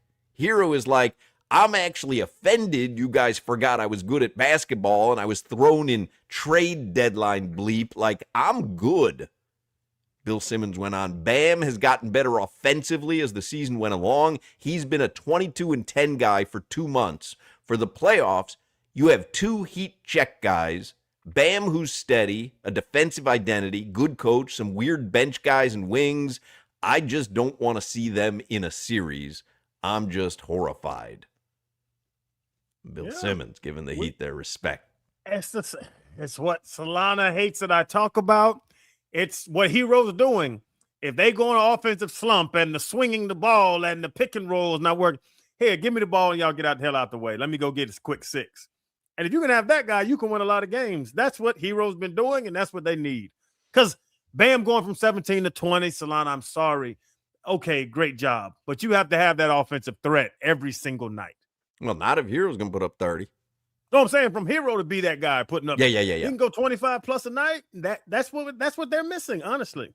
And then Ira Winderman, just to throw a little bit of cold water on it. Ira Winderman gets an email in the Ask Ira column in the Sun Sentinel. Despite your claim that tanking teams will impact the playoff picture, the fact is the Heat hold their own destiny in their own hands by how well they play against the good teams remaining on their schedule. After an abysmal record against teams over 500 the last several years, they will have to prove they've actually elevated as a team with recent wins against Houston and Charlotte. They need to win some of their remaining games against Philadelphia, Orlando, Charlotte, Boston, LA, San Antonio, Cleveland, Toronto, or they can forget about getting out of the play-in. So just take care of your business is the motto. And Ira Winderman replies, I agree. Because what is the point of making the playoffs if you can't make noise in the playoffs? Now, after these victories over the Rockets, surging Hornets, and Pistons, there is a feel of legitimacy of being something better than stuck in the play-in mud. Challenges remain with the schedule you cite, But this team over the past 10 games has shown an ability to meet the moment, meet a few more moments, and perhaps thoughts of a competitive playoff series are real. But because of the downtimes, there still has to be more than just these 3 recent wins. The Heat have upped the ante with the recent statements, but an NBA season is about more than triplicate. And it's fair. Enjoy the wins. These are wins over good teams, by the way. But you've got to continue to do that, or else we're right back where we started. And then, okay, you're a play-in team and you sneak into the playoffs, and then what? It's not just Tyler elevating his game. That's a big part of it, though, Crowder. But, I'll read to you this. Overall, the Miami Heat have the second best offensive rating in the NBA since the All-Star break. They're 7-2 with just those 2 road losses. That's from Brady Hoch of 5 Reasons Sports. And then on Heat.com, when Bam Adebayo's on the floor, the Heat are plus 15 in net rating. And when Bam and Ware are on the floor together, plus 29 net rating. Bam has the 5th best plus minus since the All-Star break in the NBA, behind only 3 San Antonio Spurs and your boy Concanipple, who you don't believe is actually named Concanipple. It's not just Tyler. It's not just Bam. The entire team is balling, but it's starting because Bam and Ware together, they've actually made that work defensively, and nobody can score on them as of right now. But like Ira said, okay, 5 straight wins, fun. You started off a homestand yesterday against 4 teams that you are good measuring sticks. Way to take care of the Pistons. Dominated them from start to finish, like really dominated them in every facet possible. Now you have the Wizards. Don't have a setback against a bad team. Then you have the Bucks. Well, you just lost to the Bucks on the road. Even if Giannis does or doesn't play, they're the 11 seed. Take care of that team. And then you've got the Magic, who you're chasing in the standings at the end of that road trip. How do you do against these teams? If the Heat really go 3-0 the rest of the way, then I think we can legitimately start having conversations of first round series. Does it matter who they play? They'll be a tough out. But if they lose one of these next 3 games, then yeah, they're the team we've expected them to be all season. They can compete against the best teams, but they can also falter against some of the worst teams. Until all those numbers, facts, and PRs and plus minuses and all the stuff you talk, Ware needs to be on the court, right? Yeah, and he's going to be. He's going to be on the floor. He's playing a lot more minutes until teams can figure out how to beat the zone when Bam and Kalel are playing together and they're playing zone defense. I mean, teams are averaging Houston, Charlotte, and Detroit less than a point per possession against the Heat zone defense. And they've played more of it over the past week than they had all season. That's insane. Like Charlotte is the best 3-point shooting team since January 1st. And I mean, they made a lot of threes, but Miami outshot them. That game Friday night was effing awesome, bro. Like effing awesome. Playoff atmosphere. Like the sound from the stadium. And these dudes are splashing threes from everywhere. And here comes Tyler Hero, makes his first 6 threes.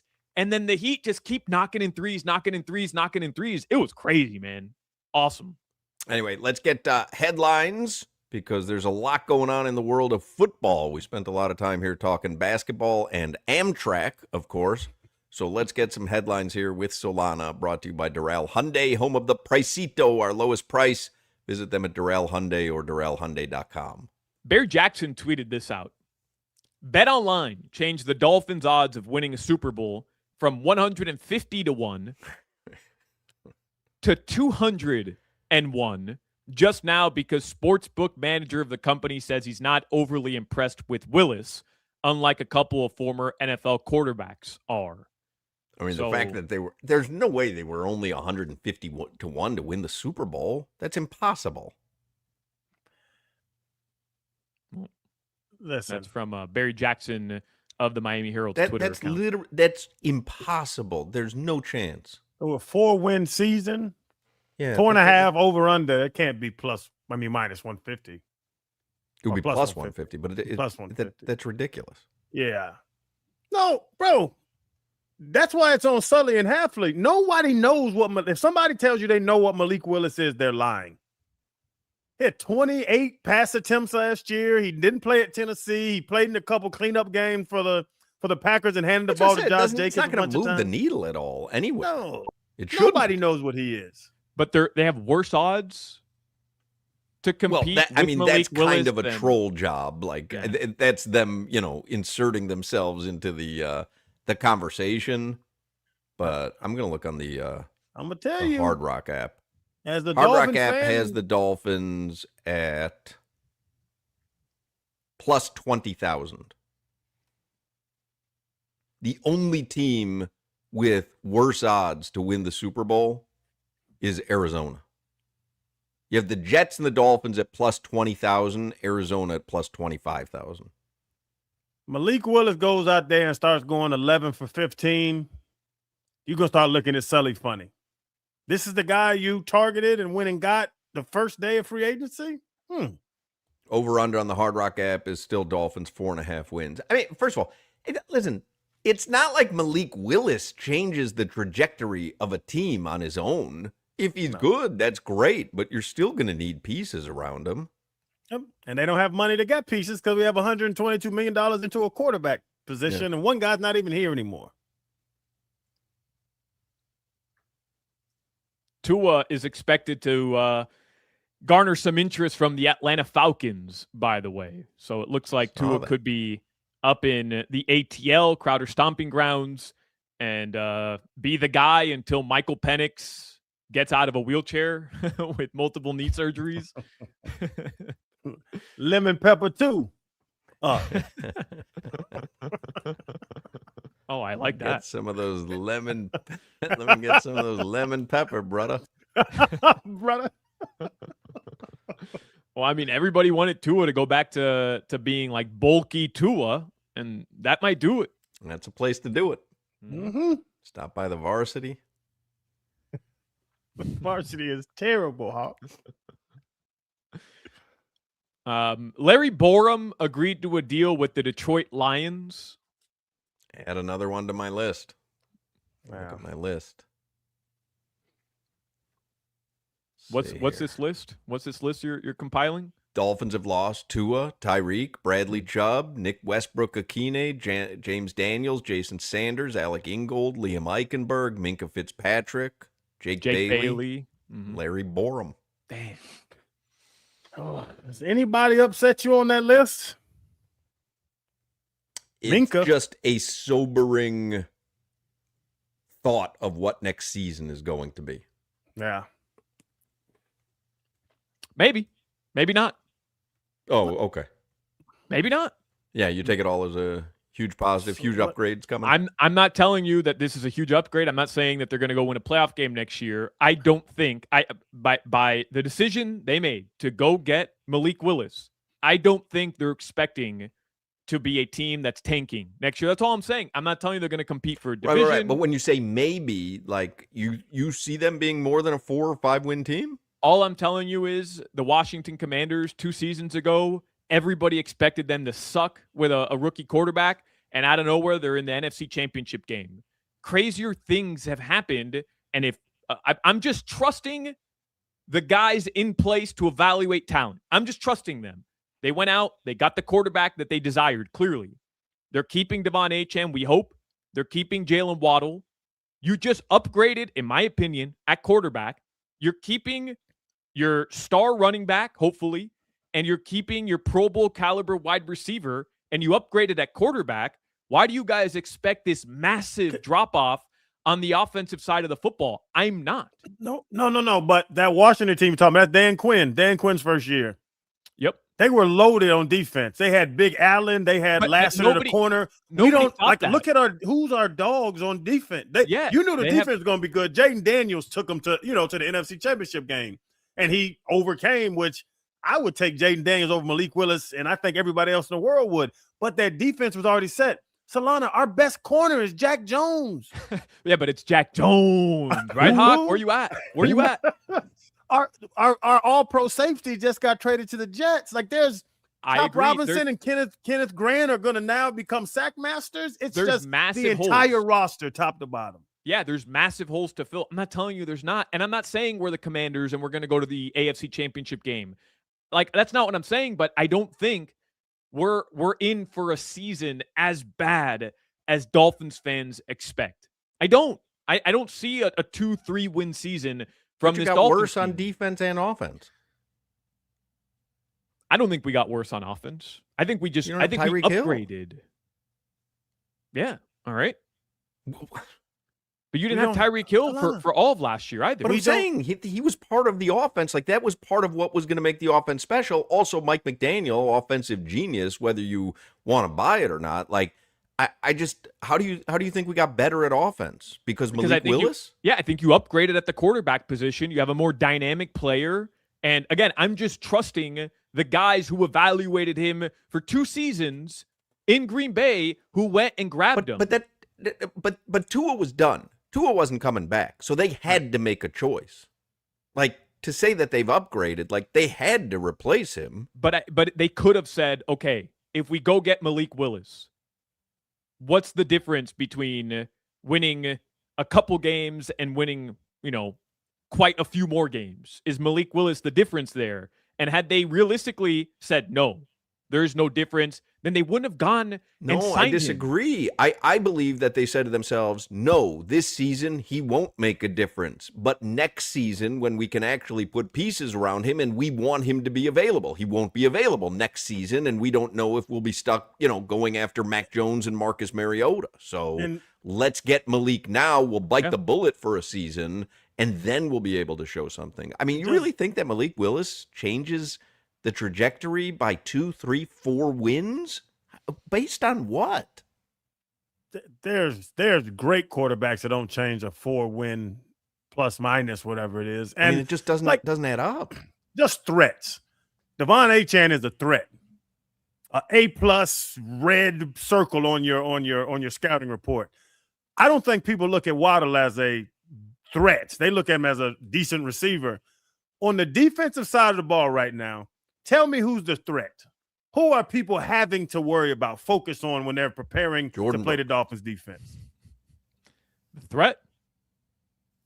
I'm scared of him. He can ruin the game for us. I mean, come on. We got Zach Sealer right in the middle of the field. What are you talking Isn't about? Storm Duck going to be healthy? Come on, fellas. Ethan Bonner's back. Ethan Bonner's back, bro. Ethan Bonner. He's going to win the training camp period again. Ethan Bonner. So whoever we played the Bills' first game. Josh Allen's worried about Ethan and Storm. Can't go at those guys. I'm not disagreeing Chop with Robinson. Yeah, Chop's coming off that edge. We gotta double team him. Honestly, there's nobody that people are scared of on our defense. I'm not disagreeing with you. Like, they have crazy amount of holes to fill. I'm not advocating that they don't. I'm just telling you that I trust the guys that Stephen Ross hired. No, that's fine. I like what they've been saying. I like the mentality that they keep talking about, the way they want to push the football team. No, I'm talking specifically about next season. You Right. said next season, don't be so certain that next season's not going to be a bad season. I just was saying based on what? I just don't think and I told you guys this last week. Dolphins fans are expecting to have the number 1 overall pick next year or a top 2, top 3 selection in the NFL draft next year. And I'm telling you, I wouldn't be surprised if they had a season like they did this year, where they end up with the 11th, 12th, 13th overall selection. They turn some heads and they win some games. I'll go back to 2019 with Brian Flores, his first year. 5 wins that year. Not a lot, but 5 wins that year was unheard of with the names that were being put on the field that year. To win 5 games at the start of the season, we would have all laughed at anybody expecting that. But he was able to do it. He was able to put guys on the field and somehow go out and win football games. And I'm telling you, I wouldn't be shocked if the Dolphins were able to do that. Turn some heads with Hafley in his first year, Sully making some good free agency acquisitions at a bargain, good draft selections, and you go out year 1, you establish a winning culture, and you actually win some football games.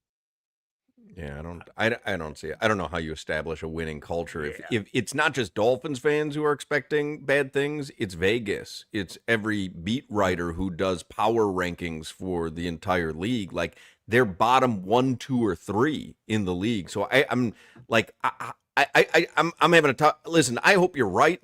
I hope they go 17-0, run the table. but I don't see how you establish a winning culture when Vegas is saying we don't see them winning more than 5 games, maybe 4. Right, but like I'm not saying that I know more than Vegas or whatever. But I mean, Hawk, the Commanders were one of the longest shots. I got you. To get to the NFC Championship. But that games, would be and like things me happen. every year talking about Leicester City and saying, "No, you see, Buster Douglas did this once." It's not because Leicester City was expected to finish at the bottom of the table and won the league. And I'm not telling you the Dolphins are going to win the league, and I'm not telling you the Dolphins are going to the. But you're the saying that AFC they're going to Championship establish a game. winning culture, and I'm just having a difficult time. If you end up winning 4 or 5 games, like no one's going to say, "Well, the winning culture is there," though. Right, but last year the Dolphins over under on wins, they fell short of that. And Correct. like But those Solana- things but happen. Solana, And we're talking on March 9th. The league year hasn't even officially opened until Wednesday. There's going to be some decent bargain acquisitions that Sully can sign. Maybe there's going to be some aging veterans that you bring in and you get more out of. They can still find ways to open up more cap space depending on who they trade, who they cut, add another pick. Like there's still ways to improve this team to where Vegas can say, "Oh wow, we actually like what the Dolphins are doing." You're acting like the season's over on March 9th. What could possibly happen that's going to change their over/under from 4.5 to 6? You tell me the transaction that can be made. And I'm not just talking about the drive. I don't know how good Sully or Halfley is at all because this is their first time in this job. The hardware is not there. So what Hawk just said, you're not bringing in all pros with 40% of your salary cap going to 2 players and one not being here. They are hamstrung. They came in hamstrung. Who do you need then? They came in hamstrung. Stephen Ross knows they're hamstrung, and they just can't put the hardware around no matter what the best coach in the world. Whatever coach you think, I love Sean McVay. You bring Sean McVay to South Florida this year, it's curtains. A good chat. Claude over Solana, please. Curtains. We got to wrap it up though. We're so 5. late on this first segment. There you have it, everybody. The Dolphins season's over. No point in tuning in, according to Hawk and Crowder. You just said they're going from 4, and if Halfley is Vince Lombardi, they're going to get 5 wins.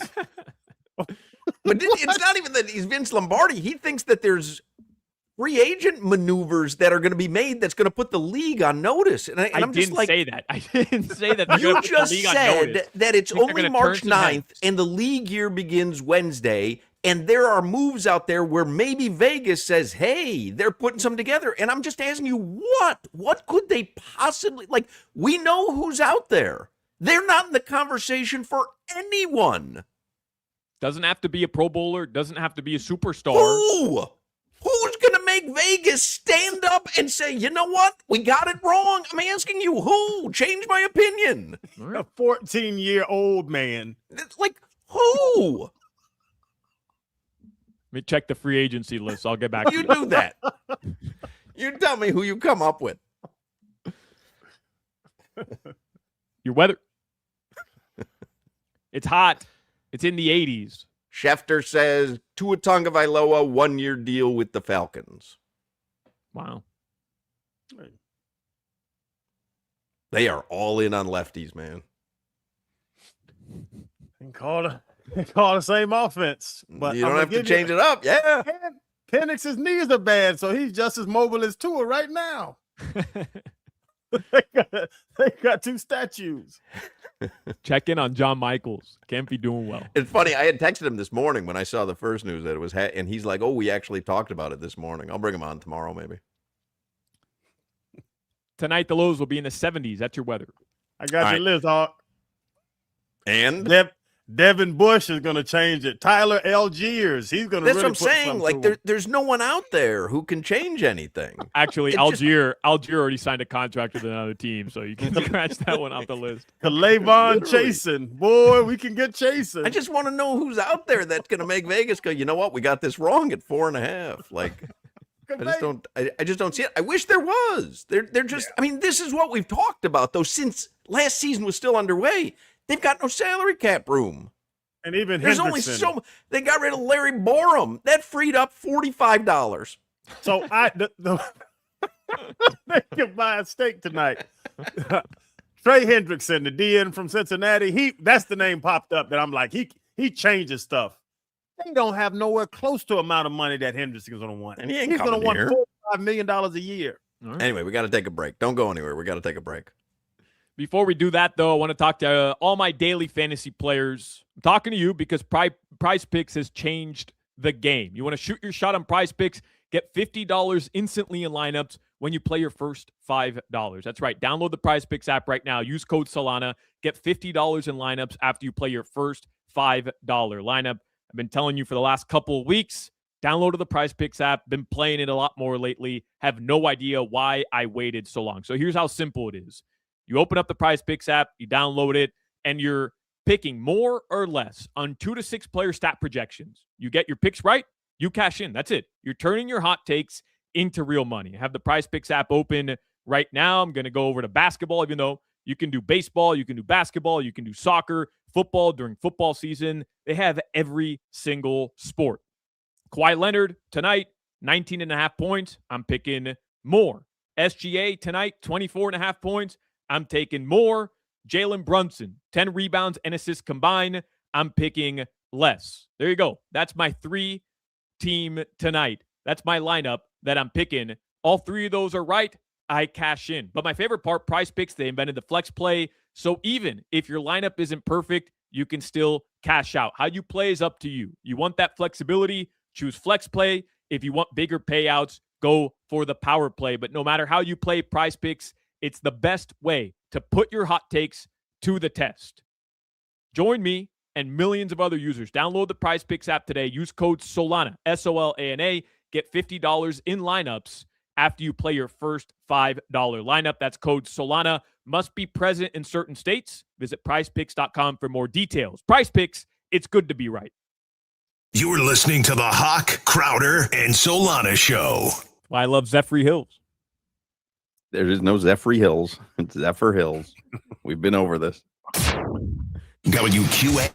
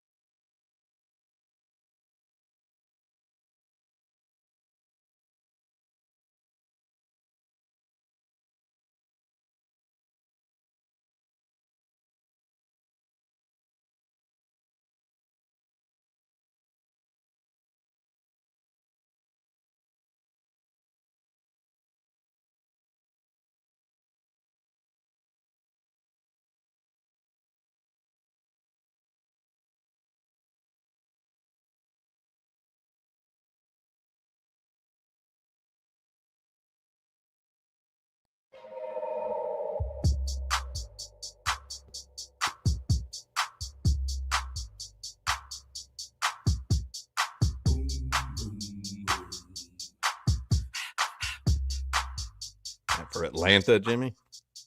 Hey. Yes. Jimmy knows what he's doing. So Tua to Atlanta. I just would like to point out, I'm thrilled that Solana is optimistic about the Dolphins. I haven't heard him optimistic about the Dolphins in a long, long time. I'm just trying to check him with a little bit of realism, specifically for next season. I'm not optimistic about the Dolphins as well. I like what Halfley and Sully are saying. I'm being realistic about next season because I think it's unfair to expect anything but 4 or 5 wins next season. If they're able to, God bless them. It would be as surprising, like he said, with Brian Flores, having done it with a roster that we all laughed at. But I just don't see what you could possibly do. I mean, until we saw the terms of Malik Willis's contract earlier, we were under the impression that they needed to somehow find their way to get under the salary cap just to pay the guy $21 million next season. So the thought that somehow they're going to make some noise when the league season starts on Wednesday, I just don't see how. I just don't think it's possible. You guys are looking for big moves come Wednesday, and that's not what I'm selling here. Who? No. I'm saying, like, you're expecting me to say X player on Wednesday. That's who they're going to go get. An X player on Wednesday, and they're making room and they're going to go sign Pro Bowlers. That's not what I'm envisioning. What I'm envisioning is a team clearly hamstrung by the cap. There's no doubt about it. But they draft well. They get guys in the facility via the draft and via minor moves, and they maximize them. I've seen that happen in the NFL before. I've seen a first-year head coach here in Miami with Adam Gase. I've seen it with Crowder's 1-15 team the following year. Find ways to go win more games than the league and Vegas expects them to. I like what Halfley's selling. I like what he's saying. I like what Sully's saying. I like what he's selling. I like how in sync they are with one another. And I'm envisioning a more stable first year from Halfley as the head coach, Sully as the general manager, than what most Dolphins fans are expecting, which is just unmitigated disaster in year one. That's all I'm saying. I'm not telling you they're going to go win a playoff game. I'm not saying they're going to go sign some lucrative free agency deals because clearly they can't. I'm just telling you I have optimism in Sully and Halfley. Hold on. I'm going to show you something. Okay. Keep it clean. Still terrestrial radio. Yeah. And hopefully it's not your foot. You're talking about this. The greatest turnaround in NFL history. That's right. Boom. 1-15 to the playoffs. 15 to 11-5, a 10-game swing. Yeah. They drafted Jake Long. They signed Justin Smiley, Jake Grove. They went and loaded up the offensive line. They invented the Wildcat. Joey Porter led the NFL in sacks. They went and paid him. They went and they had pieces to go get. Parcells comes in. He figures out a way to change the team, and that's how we had the turnaround. I believe in Halfley. I love they're talking about violence. Y'all see all my keywords, violence and destruction and all those things that I love about football, Solana. They just don't have the money to go do it. They are you just said they're hamstrung. How do they do it? You draft, what they have, 8-9 draft picks this year. 3 of those guys are going to start max. So they have 3 puppies starting. It's not turning around the defense with no stars on it. It's not turning around the offense with just Devon Achane. Devon Achane can go crazy next year. He's not carrying a team to 10 wins, Solana. 7 wins, 8 wins. They just don't have – if they're great at their job, they're going to get to 5. That's what we're saying. They don't have the manpower. They don't have the – it's an F1 driver jumping into it to sell. Lewis my Hamilton. biggest argument was you said just wait till Wednesday. They may do something that'll make the odds makers stand up and take notice. And I just said there's nothing they can do. Hamilton, again, I'm thrilled that you're optimistic.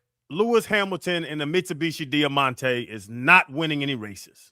Yeah, but the 1-15 Dolphins also won 11 wins the next year with a Channing Crowder starting for them as well. I would just like to point that out. How did you improve your game like that? I got sweet, son.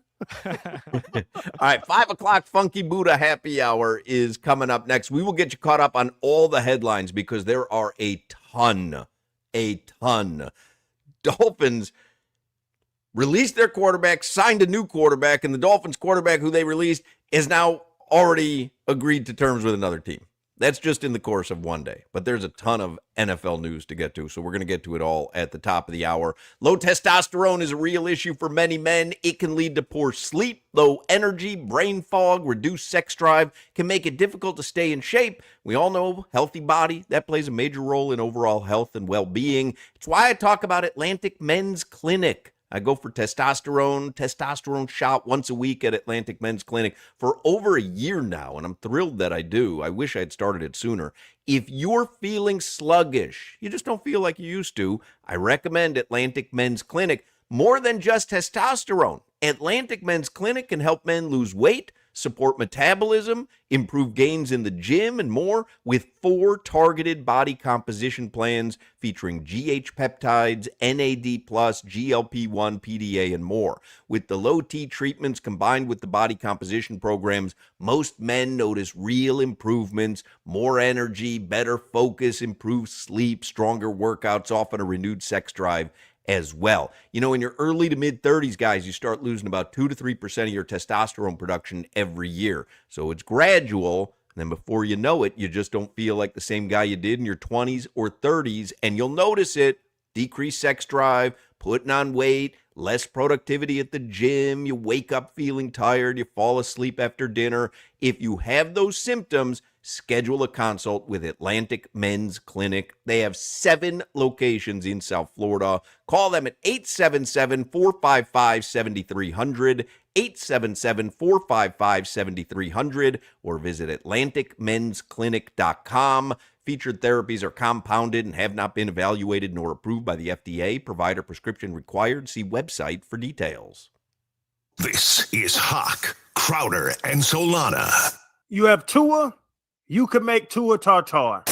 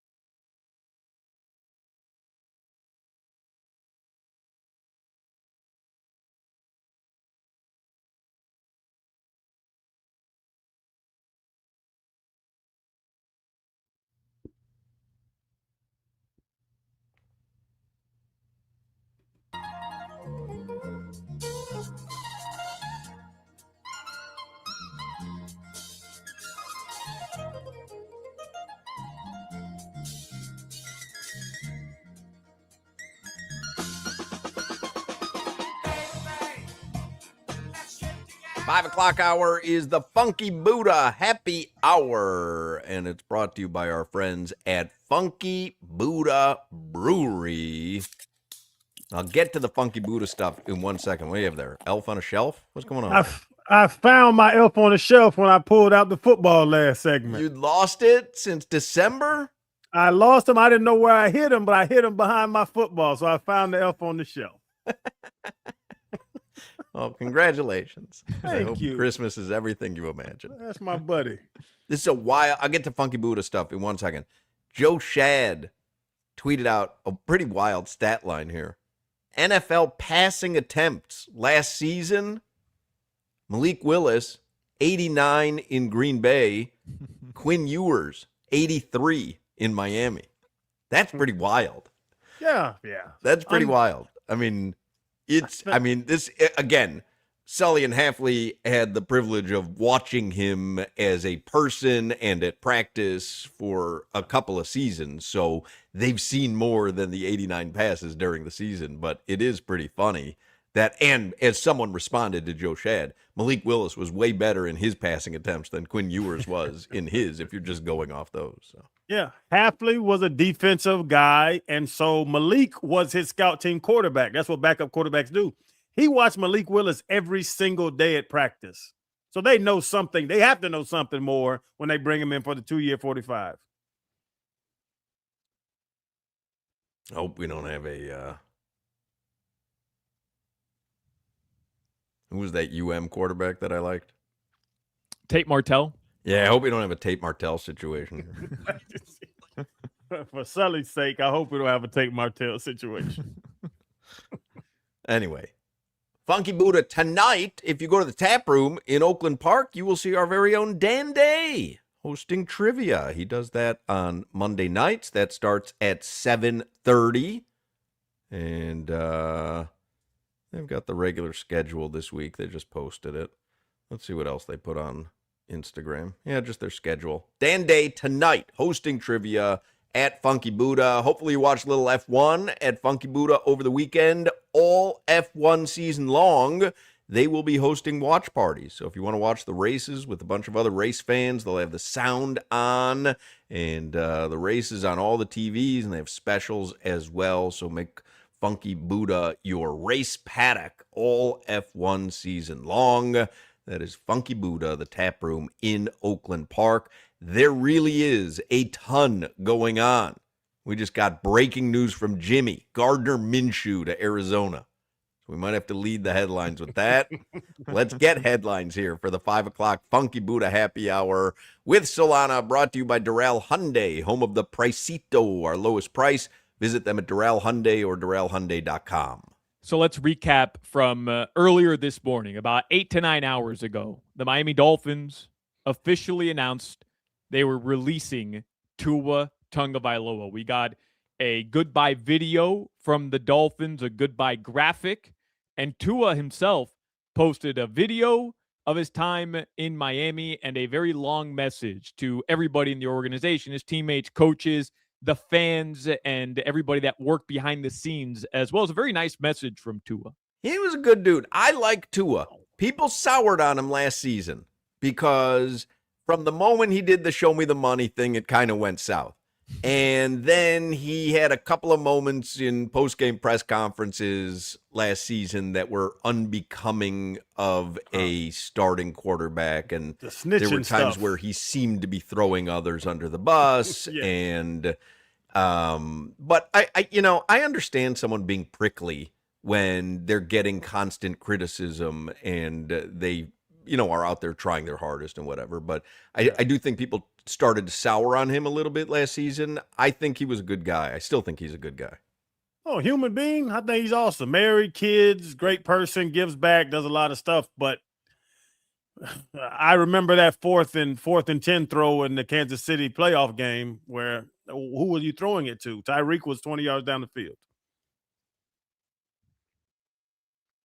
Shortly after the Dolphins announced they were releasing Tua, they agreed to a 3-year deal reportedly with quarterback Malik Willis. I remind everybody, the league year doesn't officially begin until Wednesday. I believe that's at noon. today opened up the negotiating period where teams can negotiate with free agents and with players.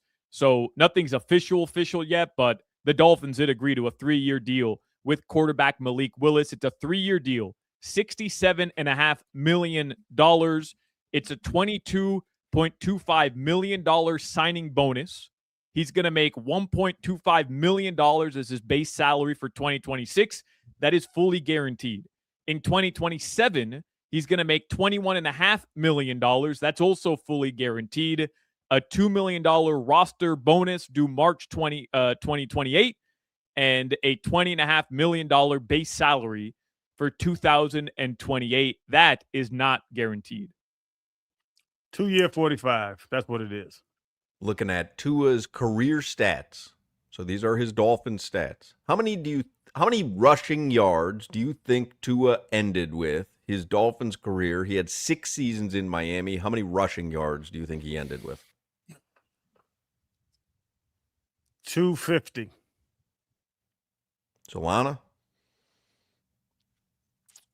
Over 1,000. What games were you watching? 1,000 yards. Remember we did this a couple months ago where we were looking at the Dolphins all-time leaders and just like different categories, and he was like randomly kind of up there in rushing. He ended with 473 yards rushing. That was closer than you guys. You went way over. Are we playing the prices right? Ended with, 6 rushing touchdowns. Surprisingly, those all came in the first 2 seasons. Brian Flores, I don't give a bleep. Put your damn head down and run forward. Mike McDaniel came in. Mike McDaniel was I want these players to be happy and healthy and all that. Brian Flores put your damn head down and run the ball into the end zone. My team's run quarterback sneak. What do you think his longest rush was for in his Dolphins career? His longest rush? 18. 28.5.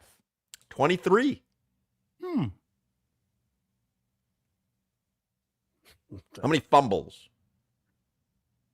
6 years. 50. 50 fumbles? Come on, Crowder. 40? No. 16. 27. Yeah, I'm over. How many yards passing? He had 4 in 1 year. Ooh, that's crazy. 12,000? No, more than that. 18,000? No, I'd say like 11 or 12,000. 18,166. Solana, he had 4 in 1 year. He had 5 more years. What do you have? 4,600 in 2023? 4,624 in 2023. Damn. The only season he did not throw for over 2,000 yards was his first season, but he only played in 10 games. And how many throwing TDs?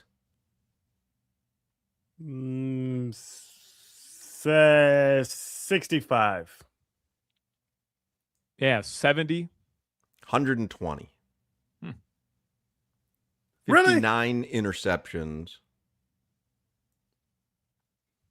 141 sacks.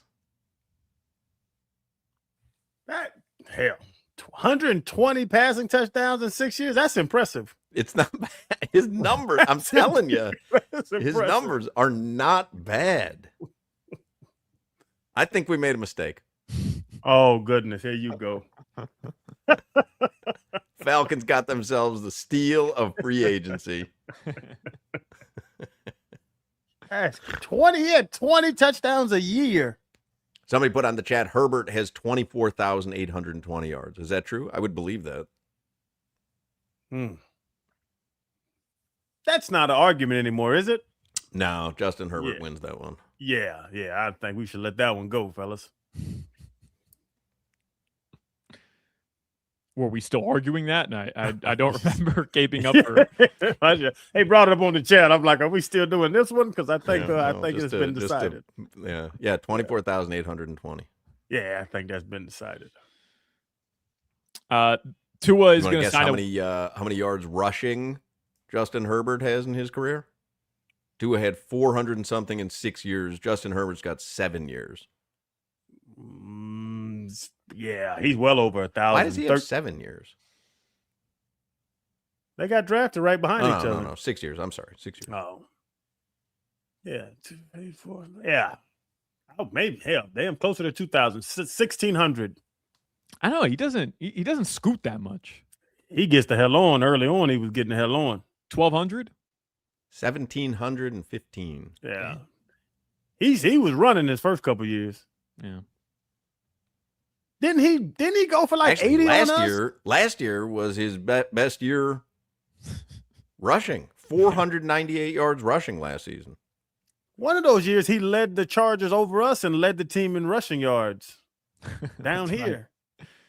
He also had no offensive line this year, so he's just running for his life. For his life. I'm out of here. Bye. Well, it's over. What do I do with my Tua Tagovailoa #1 Dolphins jersey now? Like, what do I do with that? I mean, if you bought that in year 1 or year 2, I think you got your money's worth. If you bought it last season, well, you should get your head examined, probably sign up for some sort of therapy.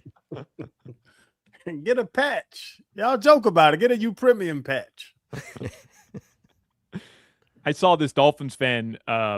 I wish I remembered his username on Instagram, but he had a video where he's showing all the Dolphins jerseys that he's purchased over the past couple of seasons, like Tyreek Hill jersey, Bradley Chubb jersey, Tua Tagovailoa jersey, Minka Fitzpatrick jersey, and he's just going on and on. He has like 8 jerseys of guys who are no longer At here. some point, you got to learn your lesson. Where does he work? I need a job. Goodness gracious. His entire room was painted like Dolphins colors, Dolphins logos all over his room. This looked like an adult to me, not a little kid. I wouldn't be making fun of a little kid. Got to make better decisions in your life, brother. The man cave. There's a bunch of people that have. I wish I had enough space to do a man cave because I would do. I don't know if I would do Dolphins colors. I think I would make it look like Howie Roseman's jewelry store in Uncut Gems. I think I would like to have my own, from the Diamond District in New York. I would like to make it look, and I would have a cutout of Kevin Garnett in there, and I would have cool. Julia, I think I would make my man cave look like his jewelry store in Uncut Gems. When I came Howie to Roseman, Miami, by the way, Howie Roseman's the GM of I the was gonna Eagles. say. It's not Howie Roseman. I was like, I think this name is wrong. What is his name? It's Howie something. Yeah, Mandel. When I got drafted, I bought my first house, and one of my bedrooms I made all gator, and I was 21 years old. Yeah, I would do that. Howie Ratner. Yeah, it's not a man cave. This is his bedroom. I'm looking at the video. You don't know that.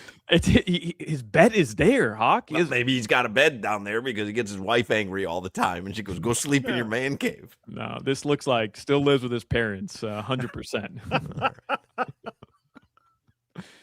He also had a Odell Beckham Jr. jersey. I mean, come on, that what was are we a doing? mistake. Although I thought he was going to be great. Yeah. There's some interesting humans that are sports fans out there. Trust me, I talk to them all the time. The Dolphins are going to pay $52.7 million of the $54 million that he's due next season. The Falcons will pay the other $1.3 million. All right, so even Steven. Arthur Blank paid that out of his pocket. What y'all need, man? Damn, yeah.